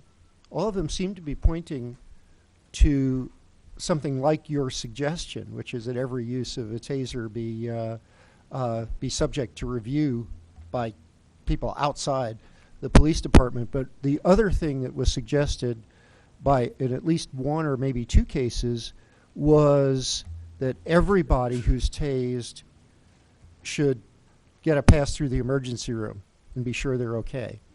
So I would be curious to see if that's feasible, if that's necessary, or what the perspective is of the of our healthcare providers. Okay, I can get that for you. Okay. Mike? There's been a lot of great discussion tonight, and I think there are just a whole lot of questions remaining. So with 30 minutes left until we're forced to adjourn or extend, I would respectfully suggest that we continue this discussion to another day when it's earlier in the day and heads are clearer, and we can clear the docket of the rest of our business this evening. And in the meantime, if council members have any other questions for Chief Connolly or Lieutenant Searles, they could send them to them. I'm sorry, Carletta, but we had so many people here. So anyway, so we can continue the discussion with the police department and come back in 2 weeks, put this on committee of the whole agenda for 2 weeks from tonight, if that's acceptable. Thank you to all who came and expressed your opinion and did it in 3 minutes instead of 5. Okay.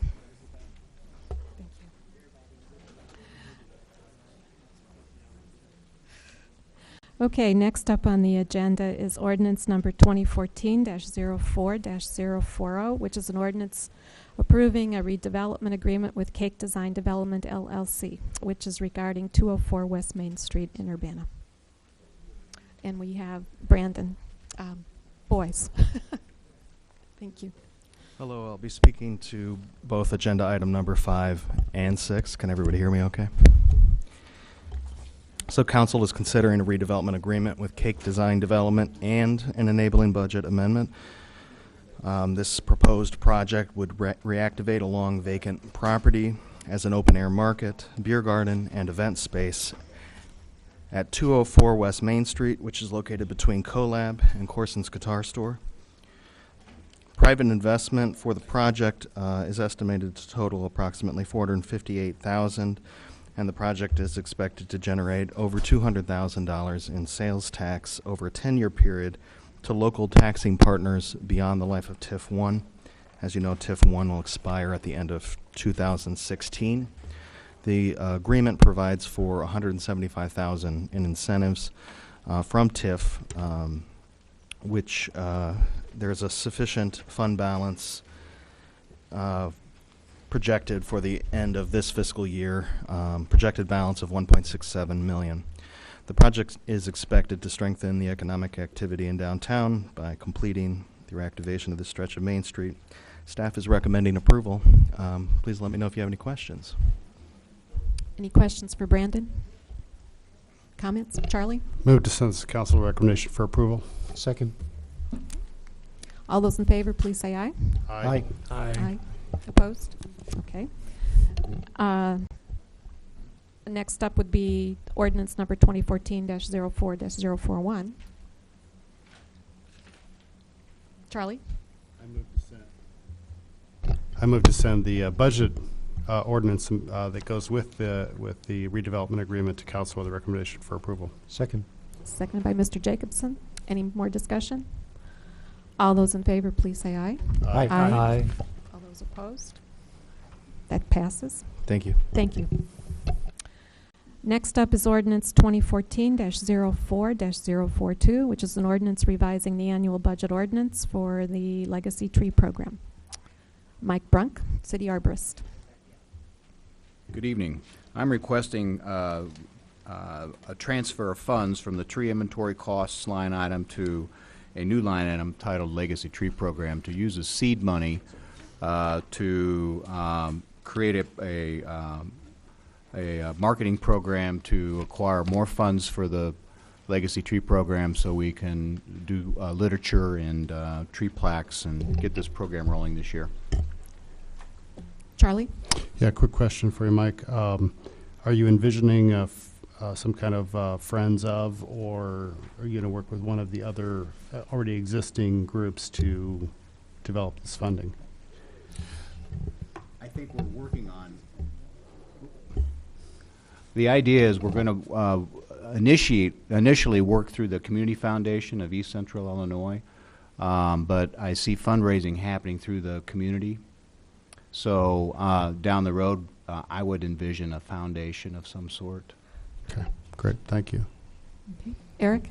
So I assume that this is consistent with the city attorney's judgment about the we're not running afoul of the city raising money by taking this particular step.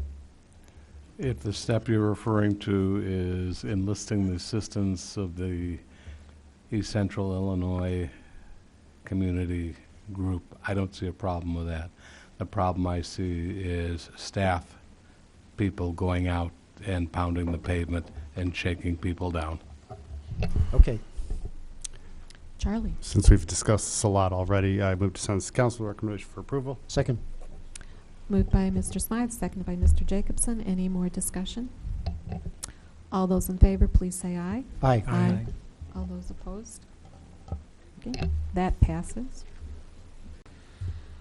Next is ordinance 2014-04-043, which is the ordinance approving an agreement for use of right-of-way with Gargoyle Technologies doing business as Volo Broadband. Charlie? Okay, given the questions and the potential for getting them solved quickly, I move to send this to council with no recommendation for approval, with the idea being that if the information isn't there or isn't developed, it will go back to committee. I'll Is there a second that. Moved by Charlie, seconded by Dennis. Any further discussion? All those, Carol? I just wanted to get a look. I don't understand what's actually happening here with this agreement. What's missing? Without deep details, what's missing here? What's missing is a determination whether this entity needs to pay a right-of-way fee. Okay. Okay, thank you. Okay. All those in any other questions? All those in favor, please say aye. Aye. Aye. All those opposed? That passes. Next up is resolution number 2014-04-023R, which is the resolution approving and authorizing the execution of a local agency state agreement for federal participation with the Illinois Department of Transportation, and this is related to the Windsor Road reconstruction. Craig Schunkweiler? Yeah, what we have here is a agreement. It's a city-state agreement allowing basically for the use of federal funds on this project. And highlight, basically we're going to take the pavement up, put it back. We're going to put in some medians, raised medians. It'll be very similar look and feel to what East Windsor is from basically Myra Ridge, Boulder area over to High Cross Road. We'll break the median at each of the existing entrance locations, but the median will serve for future access control throughout the project, and it'll also break up the visual space, allow us to reduce the lane widths, which basically gives you less, space for speeding vehicles, so to speak. Part of the improvements also will include the signalization of Windsor and Race Street intersection. We'll have accessible pedestrian signals at that intersection, which also include countdown timers, which will help pedestrians get across that intersection over to, Clark Lindsay Village and also Meadowbrook Park. At Vine and Windsor, we're going to install rectangular rapid flashing beacons. We had an error in the memo here, but it's a rectangular rapid flashing beacon. It's very similar to what's installed at Granger Library in front of on Springfield Avenue.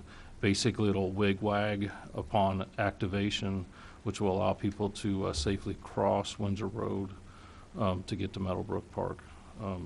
So city staff recommends approval of the resolution. Charlie? Okay, I like everything in there except for the signalization at Windsor and Race, which I cannot support because I think you're just going to end up with people going through that intersection at 45 miles an hour plus, which they already do, and running into pedestrians there. So I don't know what the procedure is here. At what point do we have to make that decision on signalization? I think, we can further look into, are you asking basically, I think at this point, the agreement itself does not contain specifically the Windsor Race signalization. The federal money would not be going towards that. It would be the local share that would go for that. Okay, so I can support going forward with this. I think it'd be crazy not to. But I would like to visit specifically that choice of signalization at some point before it gets done. Sure. Without us talking about it, because I think it's an extremely dangerous situation given the number of pedestrians, bicyclists, and runners that go through there. I think putting a signal there is really, really dangerous to the non-motorized public that use that intersection. But I will move this, send this to council with a recommendation for approval. Okay, then I'd second.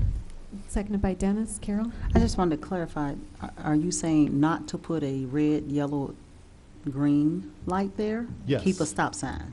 Well, we don't have to make that decision now. But that's what you're saying, But I want to have that basically. discussion, yes. I want to Okay. discuss the pros and cons of signalization versus keeping a four-way stop. Okay. A four-way stop is safer than a signal.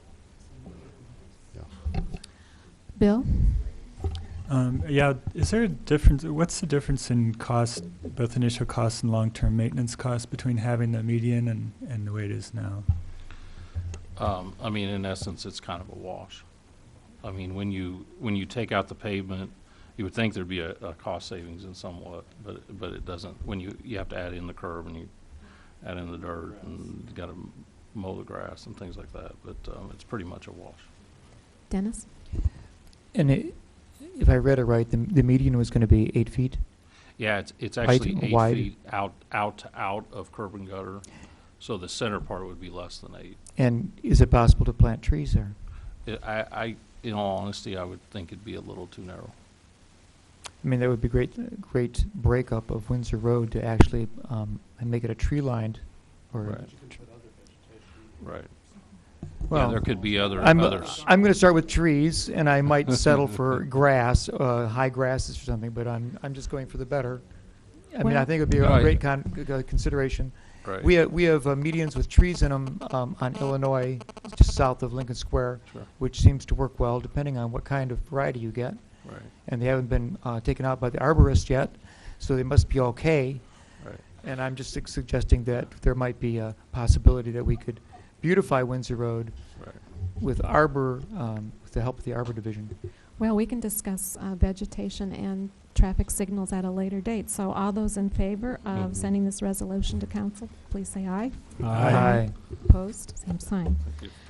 Okay, next up we have two ordinances related to the UC2B network. Brandon Bowersox kind of gave up the ghost a couple of hours ago, but we're going to be considering ordinance 2014-04, 44, and 45, and then we're going to wait on 46 until we have more information from the UC2B nonprofit board.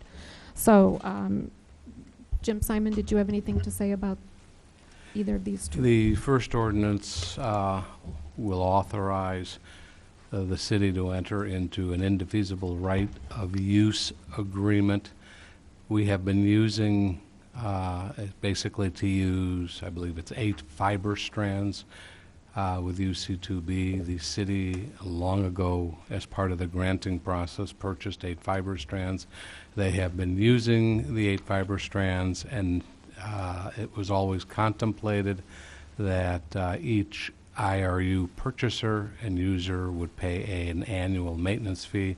This provides for an annual maintenance fee of about $16,100, I believe it's $70 per year for the next 20 years to maintain our part of the fiber.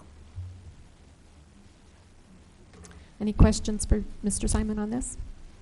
Charlie? Move to send to council with a recommendation for approval. A second.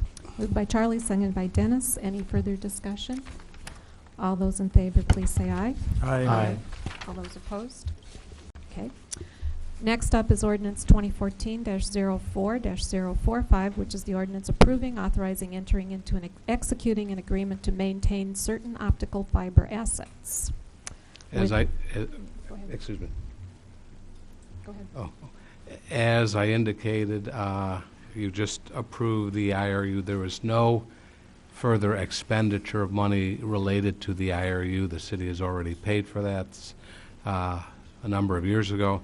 This is, I thought I was speaking to both of them at the same time. This is the maintenance agreement to maintain the fiber. The first You one won't was let us send these together, to council, which I would have done. You're going to take the same number of votes anyway when you're dealing with two, and an omnibus fashion has to be approved by unanimous vote. Move to send to council with recommendation for approval. I'll second. I think I heard Charlie move it and Carol second. Any further discussion?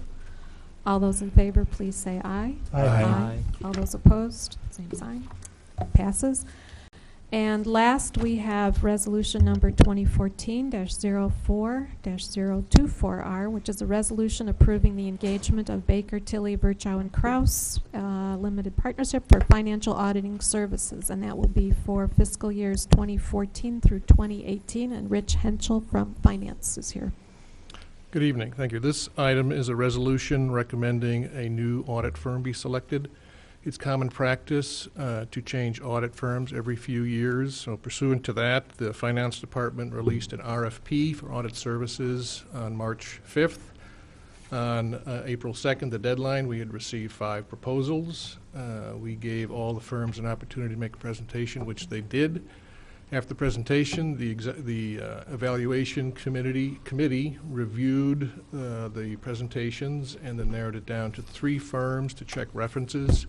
After reference checking, the evaluation committee narrowed it down to 1 firm, and we checked their cost proposal and negotiated a final cost and selected a recommending selection of Baker Tilly, Virchow, Kraus to do the audit for the next 5 years for the city.